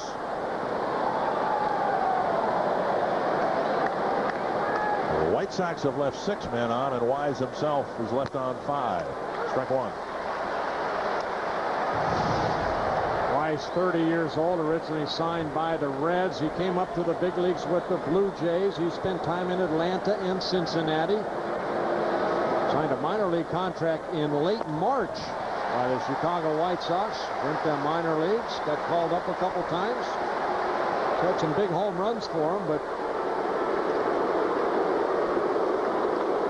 become a journeyman. A big grand slam in the doubleheader against the Tigers a little over a week ago. 2 strikes. White Sox had a 7-0 lead in the nightcap in a nationally televised game. The Tigers got a grand slam from Marcus Thames to tie it, and then in the next half inning, Wise hit a grand slam, and the Sox swept the Tigers. Adam Russell and Mike McDougal warming up in the Sox pen.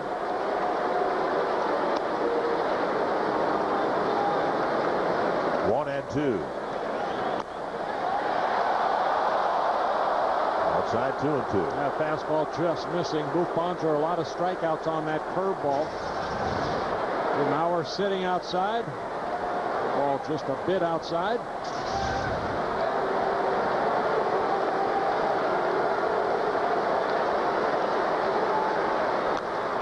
And Wise with a big rip at that breaking ball. Yeah, he let that curveball up right there.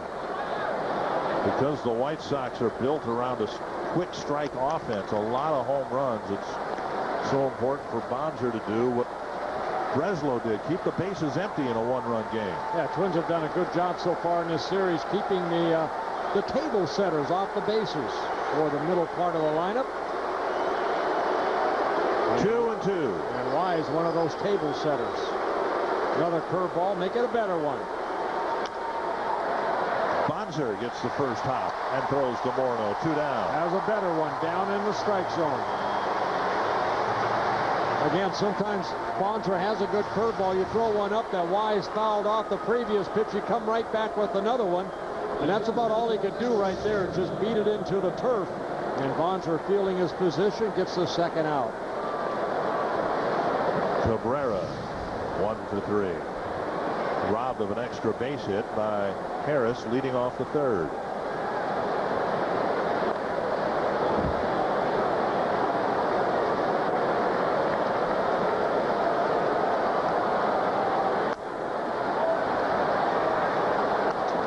Ball 1. That pitch looked like it was center cut right down the middle of the plate.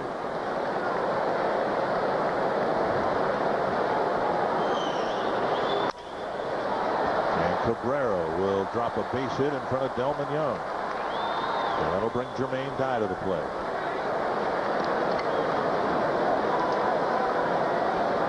Well, Cabrera gets his second hit of the ball game. Right fielder Jermaine. Dye is 0 for 3. And Rick Anderson's going to come to the mound. That's almost to the point where it's scary because you know he's eventually going to hit one. 94 at bats without one.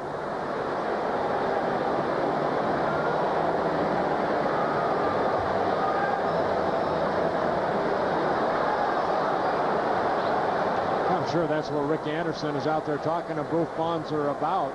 How they're going to approach Jermaine Dye here. Then he got Dye at 6'5", likes to extend his arms. Twins have done a good job so far in this series, pitching him hard in.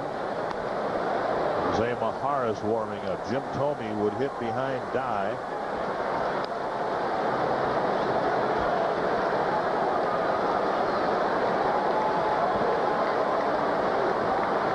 White Sox out hitting the Twins 9-7.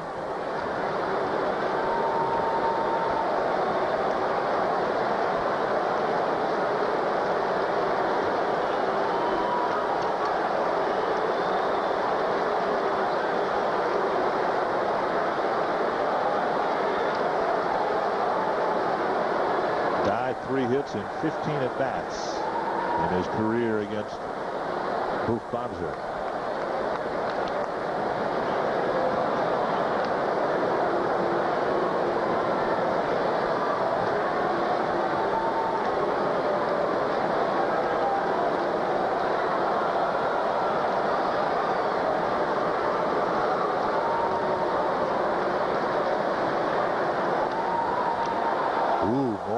Good catch, a near pickoff, a near error as well.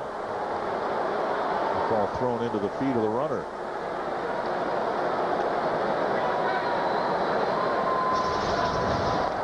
Well, Justin has to reach over Cabrera.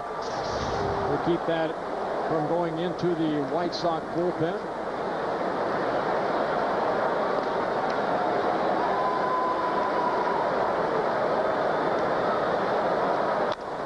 Soft line drive, caught by Punto. Got him in on his hands again. Good pitch.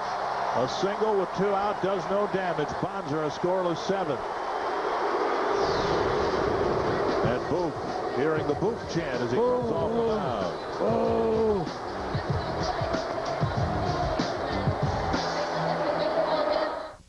When our economy's in crisis, a big government casts a big shadow on us all. Obama and his liberal congressional allies want a massive government. Billions in spending increases, wasteful pork. And we would pay painful income taxes, skyrocketing taxes on life savings, electricity and home heating oil. Can your family afford that? I'm John McCain, and I approve this message.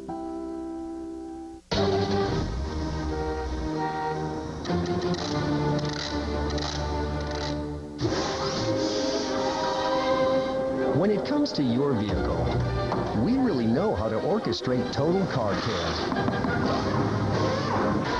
From tires and brakes to alignment and oil changes, all with prices and service that'll be music to your ears.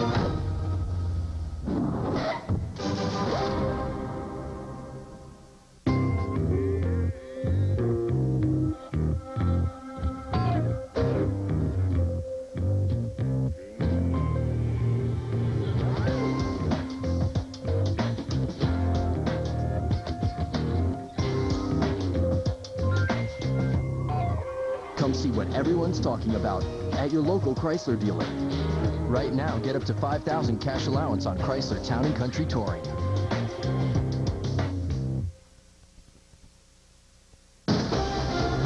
Minnesota Twins baseball on FSN North is brought to you by Ricoh. Move your ideas forward with Ricoh dependability. And by Chrysler. It's the way our vehicles come together that sets us apart. Chrysler. Oh, there you go. You are a Diet Pepsi fan of the game. You were here by circle. An early bachelor party, I guess. Getting married in 10 days. Good luck. Strike one to Alexi Casilla. Mark Burley's still out there. Well, Mark Burley, his first 3 innings, he threw 65 pitches. Last 3 innings, he's thrown only 36 pitches. Right now, Burley coming into this inning with 101 pitches. Casilla, Mauer, and Morneau are a combined 1 for 7 against him here tonight. And Casilla got the hit. He just dropped a pop fly down the right field line in the first inning. I say Burley can go more pitches because of his delivery. He has a very compact delivery, has that nice high leg kick, good follow through, changes speeds well. Casilla has a tough time, but he does check his swing. Came up with the White Sox in the year 2000, won his first major league game here at the Metrodome against the Twins. And he picks up a strikeout, his 3rd of the ball game. He's just getting loose. On down. A good turnover of this pitch right here. Got a little movement down and away, and Casilla way out front. We talk about his delivery to see how he balances himself over the pitching rubber. And a good solid follow through. So Casilla strikes out, and here's Mauer, who's hit 3 ground balls to second base in the ball game. First 2 drove in a run. And I think it's the first time Burley hasn't delivered strike 1 on the first pitch to Mauer.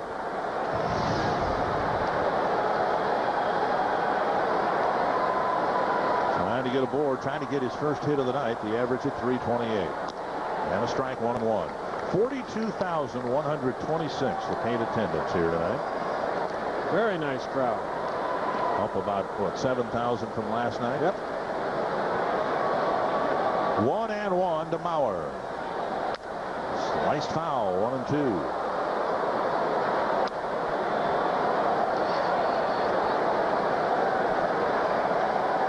One of those 42,000. Got a nice souvenir. Dustin Pedroia, a couple of hits tonight. His average up to 325. Fouled away, still 1-2.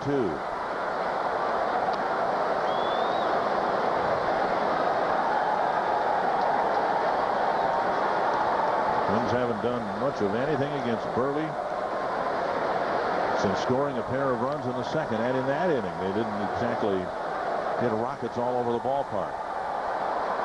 2-2. Boy, you look at this ball game. Both teams have had opportunities to take a bigger lead than they have right now. The White Sox have left a lot of runners on. Twins have left a lot of runners on. A lot of base runners in this ball game, but only a 3-2 ball game. Right back to Burley, who picks it out of his rib cage. 2 down. Justin Morneau to the plate, 0 for 2 with a walk. His thoughts about this great rivalry with the White Sox. Seems like the rivalry's so good because, you know, they've won the division. We've won the division a few times. Seems like somebody's always in it. Somebody's always trying to knock the other guy off, and that's what makes it, you know, such a good rivalry. Not that we dislike any of their guys or anything, because they have, you know, a lot of great players over there. And, you know, we respect them a lot, and they've accomplished a lot of things. And you know, we want that World Series that they have, and you know, that's what makes it a good series. We're trying to chase them down. 1-0 to Morneau. And he finds a hole up the middle, a 2-out single. That'll get Kubel to the plate. Morneau takes a big turn but retreats. And he gets his first hit of the ball game, and the first Twins hit since Young's base hit in the 5th. He fought off a pitch right there and hits it right back up the middle. So good piece of hitting by Justin, picking up his first hit. And for the Twins, they're 8th in the ball game. And now Kubel, who's walked and hit a couple of ground balls, one of them for a double play in the 5th. 3 extra base hits last night, 2 home runs and a triple. And a home run swing and a foul. 0-1.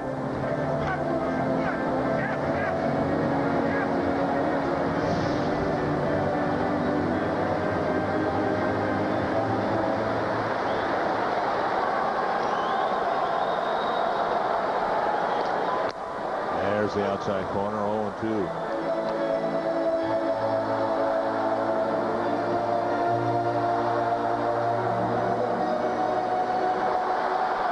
Two strikes to Jason Kubel.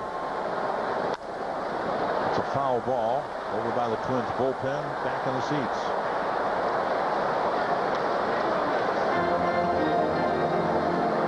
To this point, Burley's got 14 ground ball outs.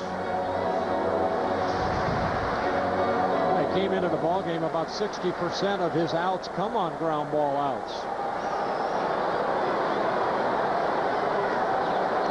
2 strikes to Kubel. Ripped down the line, foul by a foot. Boy, he let the breaking ball up right there, and Kubel jumped all over it, but hooked it foul. With 2 outs, Morneau is off with a crack of the bat. If that ball's fair, it might be a big run for the Twins. You see Konerko jumping off the bag. The ball hit to his left, and the ball at the feet of first base umpire Mike Riley, as he calls it, foul. Kubel playing a little croquet with the first base ump. Morneau will try to advance. Pierzynski's throw into center field. And Morneau, with a head-first slide, is in at second base. Well, good base running right there by Justin, because he jumped off that bag at first, got a good lead, saw that ball go into the dirt, and A.J. got ball getting away. Justin said, you know what, try it. And he did. The throw high. He's safe at second base. Should be a wild pitch charged to Burley. On that replay, it just looked like Cabrera's foot came so close to landing right on Morneau's left hand. Kubel lifts it foul over into the seats again. So now in scoring position, Kubel hoping to bring Morneau in. Twins haven't had a runner in scoring position since the 3rd inning. And Burley, sure enough, is up to 120 pitches on the night. 10 more than he's thrown in any prior start this year. I don't know if he'll be able to move his arm tomorrow.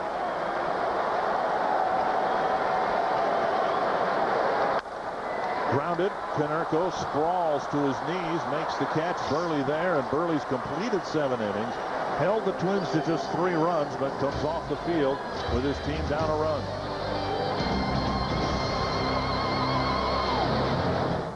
Saturday at 2, Winona State battles Minnesota State on Fox Sports North. I'm Al Franken, and I approve this message. This may be the worst thing Norm Coleman's done. As chairman of the most powerful investigative committee in the Senate, Norm Coleman had the perfect perch to look into no-bid contracts in Iraq. But Coleman did nothing. No investigation of no-bid contracts. No hearings on billions of dollars of waste and fraud. But Coleman did take $100,000 from defense contractors like Halliburton. Norm Coleman let our country down, and we're paying the price. Update your walls with Dutch Boy paint from Menards. Dimensions offers bold coverage with bold colors. Painting with bright, vivid colors is no longer a chore. Save $8 a gallon on all Dimensions paint and faux finishes after rebate. Prime drywall and concrete surfaces in no time with USG First Coat. It's specially formulated to provide superior coverage, minimize surface texture variations, and dries in 30 minutes. Just $7.99 after rebate. Save big money at Menards. September is all about saving at the Shop Till You Drive clearance event at your Dodge, Chrysler, and Jeep dealers. We're taking up to 40% off MSRP on 08 Rams to make room for new arrivals. Get up to 28% off MSRP on Grand Cherokee, or get up to 24% off MSRP on Town & Country. Check out our great selection of fuel-efficient vehicles and find your perfect fit at the Shop Till You Drive clearance event going on through September 30th. Quest Twins Live, next on FSN North. Time now for your AT&T Your World moment. Nick Blackburn delivering for the Twins tonight. Right, hits allowed by Blackburn, but only 2 runs. A couple walks, couple strikeouts. Kept the club in the game, got a chance to get a win here. Had a couple double plays turned behind him. One started by himself. That in the 5th inning. Twins have that 3-2 lead. And now turn it over to Jose Majerus coming out of the bullpen. Jim Thome takes up high, ball 1. Numbers on Majerus just getting called up, making his 7th major league appearance. He last worked on Sunday, 1 shutout inning in the 4-1 win over the Rays. Facing Thome, Konerko, and Griffey. And to put it simply, coming in here in a key game at a key spot, and he's staring at about 1,500 home runs.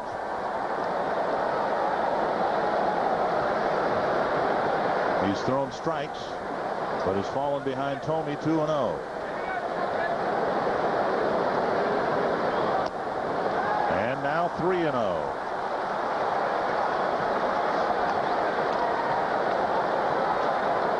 Majerus has yet to walk a batter. Making his 7th relief appearance. Joe Nathan getting up early.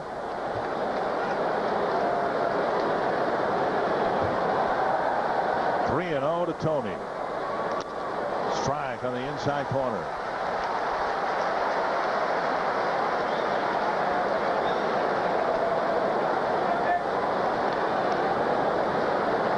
Twins got an effective 6th inning from Breslow, an effective 7th from Bonser, and now Majerus gets the 8th. Or at least part of it, and a big swing and a miss fills the count. A good fastball right there. He just challenges Jim Thome, and Thome swings through it.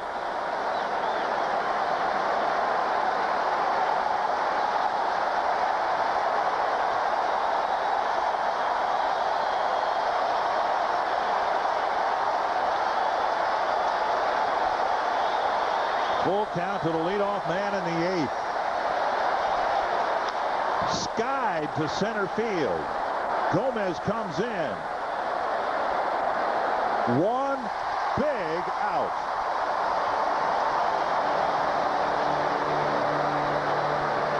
So Majerus stares down Thome in a 3-0 count and gets him on a fly ball to center.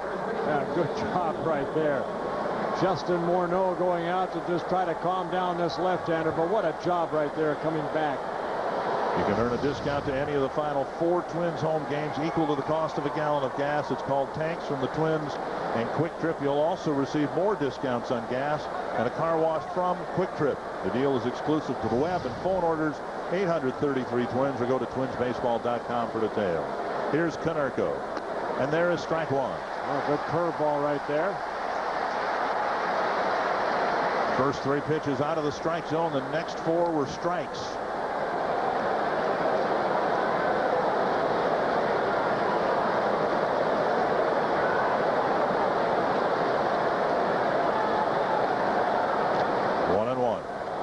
Konerko with a couple of ground balls to short and a fly ball to center.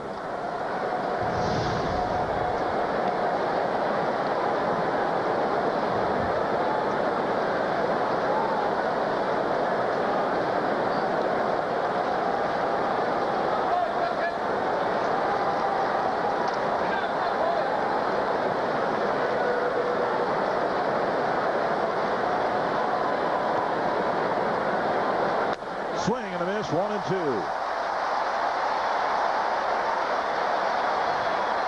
Good changeup right there by Maharis. He's using all 3 pitches so far. The fastball, changeup, and I guarantee you he did not hear this noise in New Britain or Fort Myers.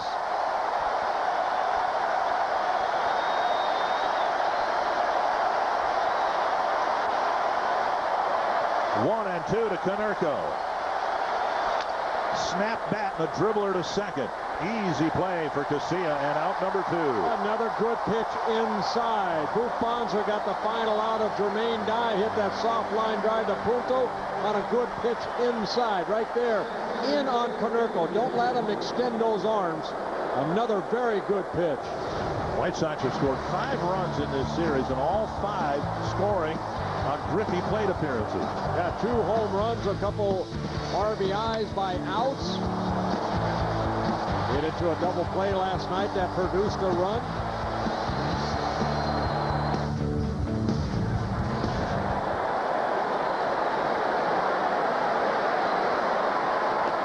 Drops a breaking ball low. Ball 1.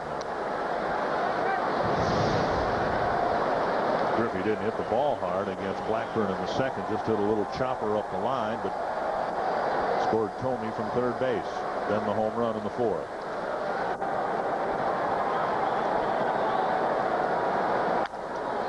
Morneau takes it off the tummy, and Maharis stares down those 1,400 home runs that the White Sox sent up against him in the 8th inning and retired in order Tomey, Konerko, and Griffey.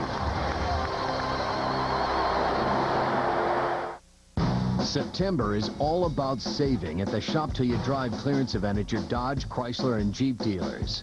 We're taking up to 40% off MSRP on 08 Rams to make room for new arrivals.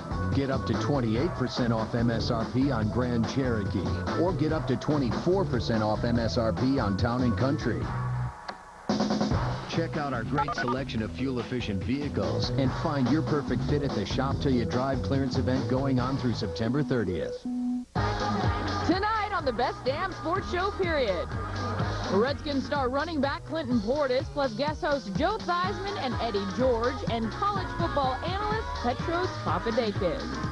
Tonight at 11 on Best Damn. It's a Southwestern showdown. Sam Bradford in Big 12 Power Oklahoma squares off against TCU. College Football Saturday, presented by KFC. This week, Sundays, FSN North is your headquarters for the Minnesota Vikings. Every week, get ready for the game with a full hour of exclusive access to the Vikes. First, join host Paul Allen, along with head coach Brad Childress, as they break down the X's and O's on Vikings game plan. Then, FSN North's Ann Carroll takes you behind the scenes. Let's take a listen inside the helmet. On Vikings Weekly. Vikings game plan, followed by Vikings Weekly. Sundays beginning at 10 a.m. on FSN North. I'm Bill Shirk, the man about the woods. You're watching FSN North. It's a 3-2 Twins lead here in the bottom of the 8th inning. Make sure you stay with us after the game for Quest Twins Live, which will include the Toyota post-game wrap. We'll take a look at how Nick Blackburn bounced back tonight with 5 solid innings. And plus, we'll look at how the Twins play small ball once again to get those 3 runs to have this 3-2 lead here in the bottom of the 8th inning. So make sure you stay with us after the game for Quest Twins Live. Dick and Bert. Jose Majares with an outstanding job in the top of the 8th, and now Delman Young will lead off the bottom of the 8th, and the Twins finally get into the Chicago bullpen, but not until Mark Burley gives the Sox 7 good innings. Well, Scott Linebrink coming out of the bullpen, making his 48th relief appearance. He missed about a month and a half due to right shoulder soreness. He was such a key guy in the first half for the White Sox in 7th and 8th innings. And he's not been as effective since coming back with 5 earned runs and 5 innings pitched.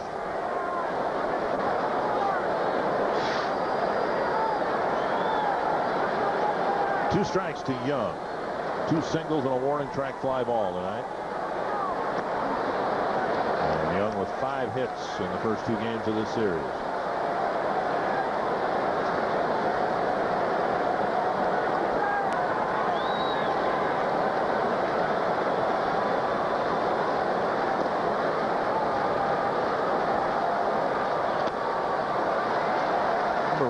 Sox won the World Series in 05. One of the key relievers in the first half for them was Dustin Hermanson, and then he had some arm problems and was never able to really get it all back, and the White Sox relied on Bobby Jenks to close games for them in the second half of the year.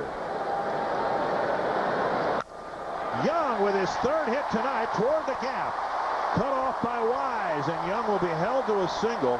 A very nice play in left field, actually in left center, by Dwayne Wise. Well, Majares did the job facing 3 sluggers, Tomey, Konerko, and Griffey. His reaction after the first out. There's the second out.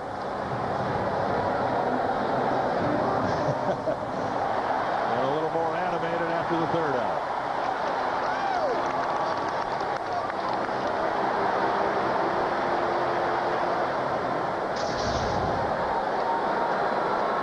Young aboard. Harris squares to bunt. Bunts it off the plate. And Linebrink throws to first. A successful sacrifice for Harris. Yeah, good sacrifice right there by Harris, doing what he was asked to do, and that's advance the runner Young to second base. Twins would like to get an insurance run right here. Joe Nathan warming up in the Twins bullpen.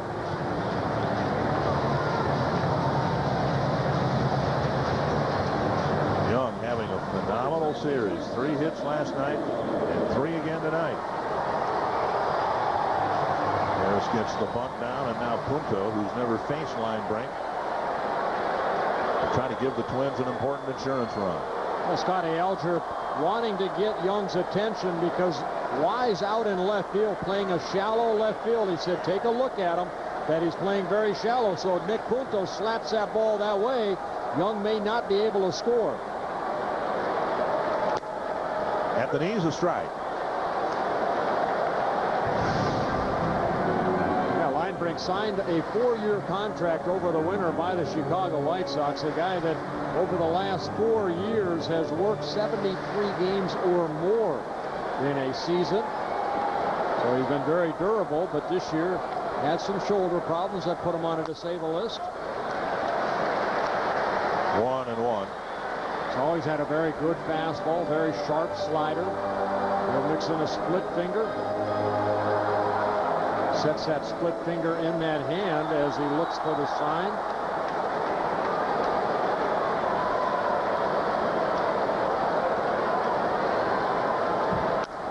Fouled away, 1-2.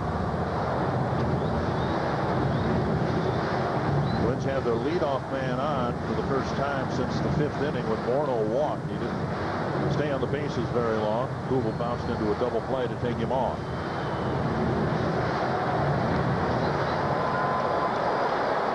One and 2 to Punto.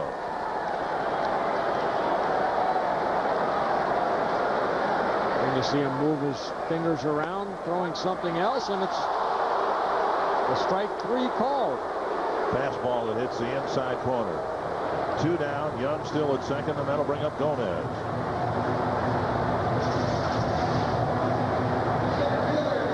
I thought that was pretty low myself, but let's take a look. That went across the knees. Gomez with a bunt single and a pair of strikeouts, one of them coming on a 2-strike bunt attempt.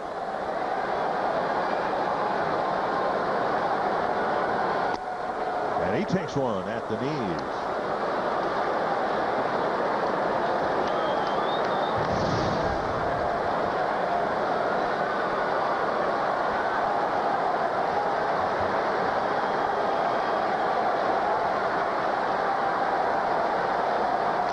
Swing and a pitch up and a foul. 2 strikes. Gomez smelling 2 and then talking to the bat.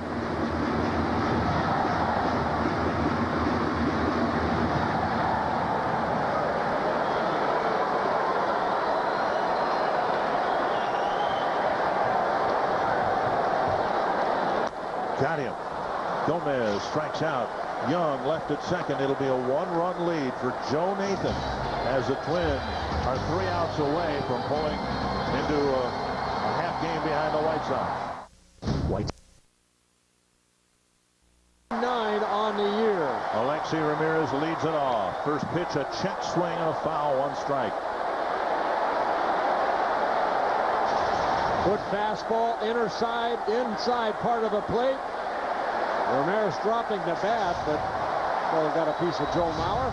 The numbers on Joe Nathan: 38 saves and 44 save opportunities. Every save from here on out for Joe, the biggest on the year. He picked up his 38th save on Sunday in Tampa for Francisco Liriano, and the Twins won that game 4-1. Swing and a miss, 0-2.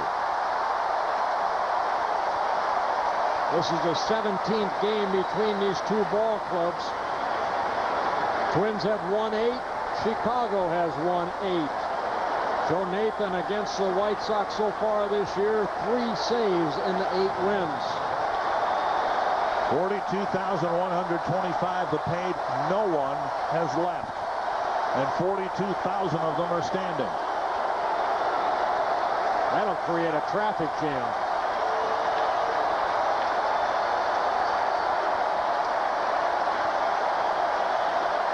One and 2.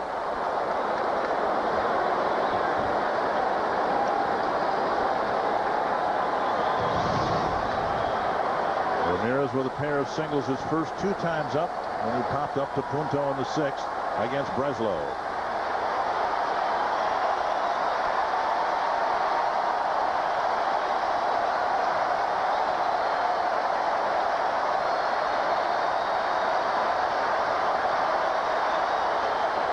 Lays off, and it's 2-2. Yeah, 2 good takes right there by Ramirez on that good slider down and away.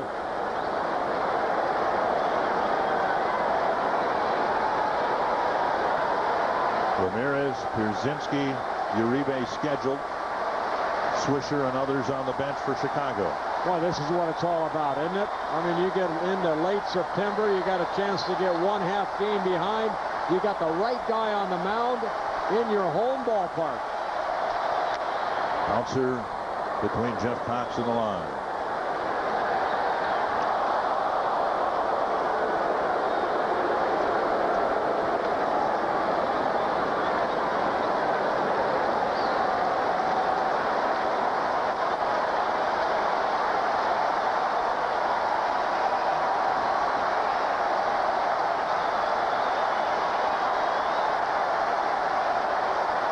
Some cheering, some maybe in prayer. A lot of nail biting. 2-2 to Ramirez. As impactful as he's been, Ramirez a little unpolished. He does not have a great deal of discipline. 14 walks and 60 strikeouts.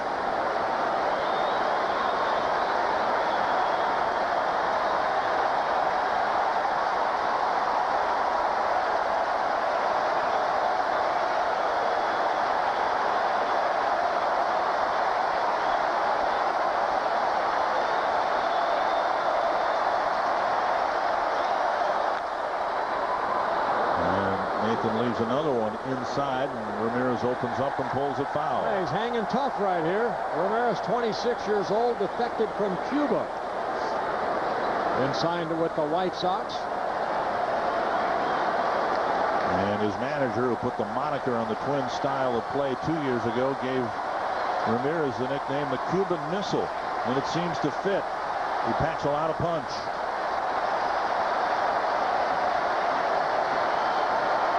The veteran Nathan against the rookie Ramirez.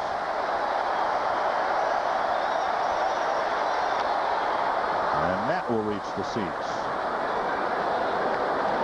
Well, they seem content on pounding him inside. I think the pitching staff has done a great job over the last couple nights of really working a lot of those White Sox hitters inside. They have 225 home runs because they like to extend their arms. You've got to pound them in.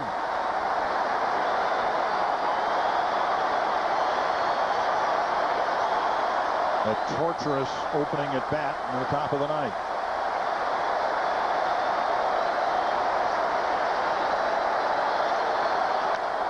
Grounded to third. Harris to Morneau, one away. Oh, a great at bat right there by Ramirez, but one by Joe Nathan. Harris working on the good bounce. Good throw over to Morneau for the first out. And as the game has advanced, the volume of boos for Pierzynski increases.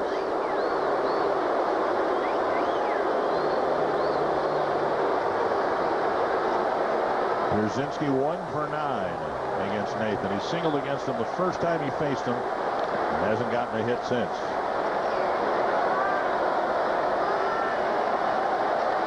But tonight, 2 hits and a lineout.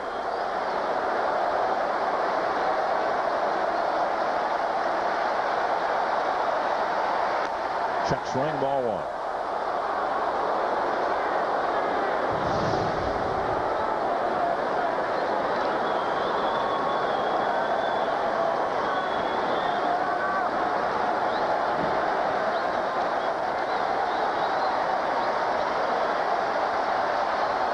Outside 2-0.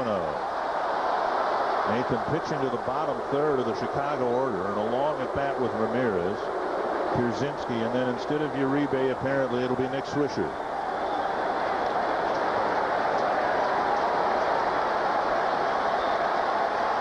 Two and 0 to the Chicago catcher. To left center field. Gomez to the gap. Makes a great running catch. Oh my goodness.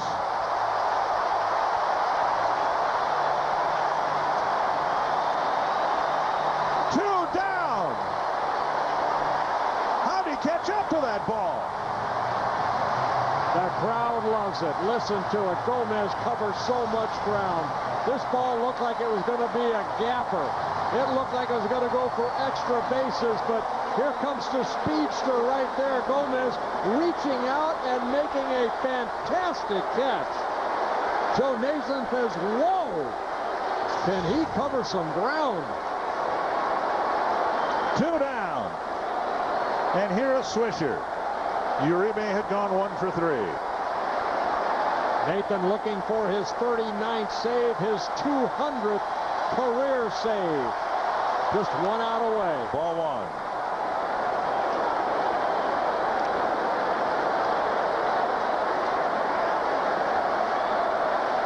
1. Swisher, a disappointing year for the White Sox, but still a very dangerous hitter. Tremendous power from both sides of the plate. And Nathan falls behind him 2-0.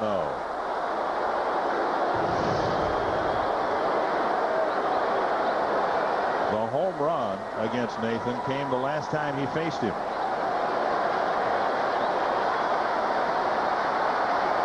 A lot of mouths are dry.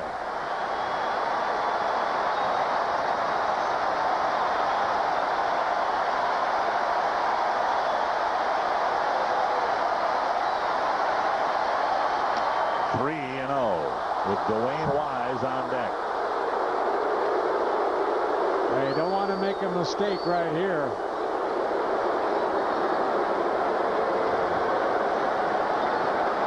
See if Swisher has the green light.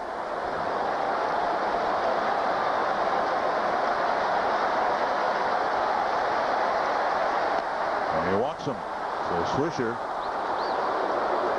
will reach base, and Wise will come to the plate.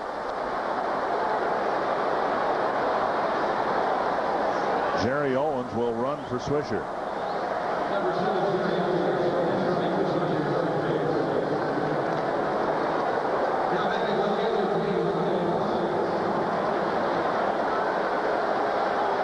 So Owens aboard. Nathan, like all the great closers, good at holding runners on. So Owens a speedster at first. Wise runs well. He's at the plate. 0 for 3 with a walk tonight.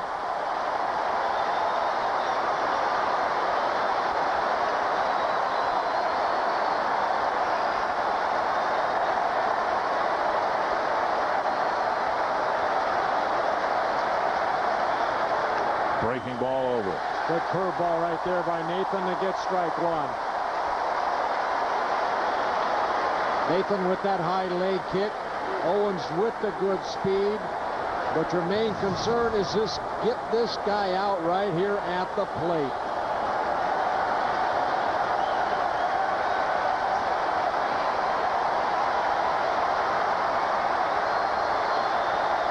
One strike to Wise. Nice block by Mauer. Owens took a couple of steps towards second and then stopped.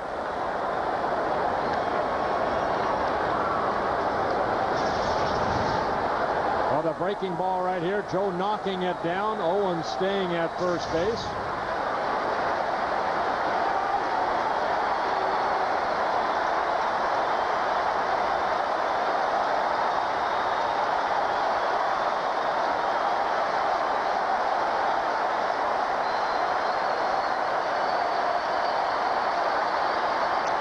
One and one to Wise.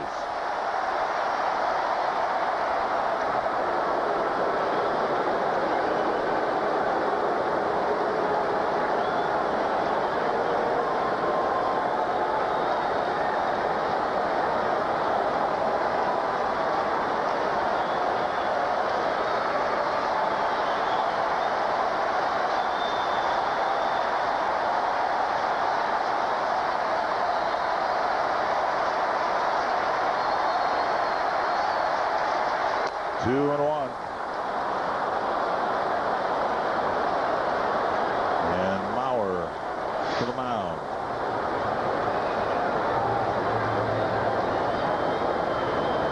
And everyone here at the Dome, maybe some of you at home will have a chance to exhale.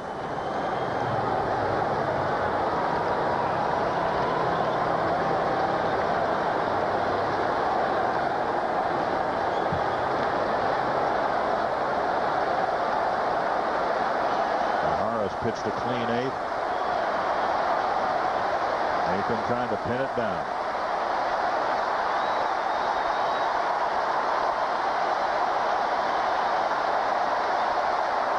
Two and one to Dwayne Wise.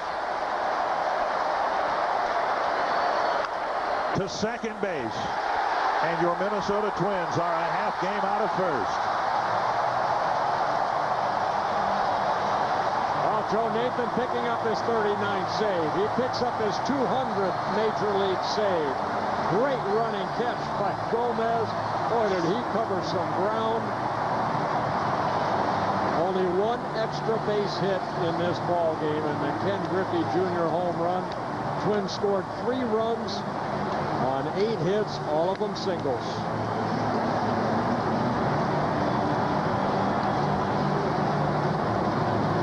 Point, the Twins were 6.5 games behind the White Sox. They'll have a chance tomorrow to move into first place with 3 games left. A comparatively easy win last night and a nail-biter tonight, but the Twins win them both. West Twins Live coming up next.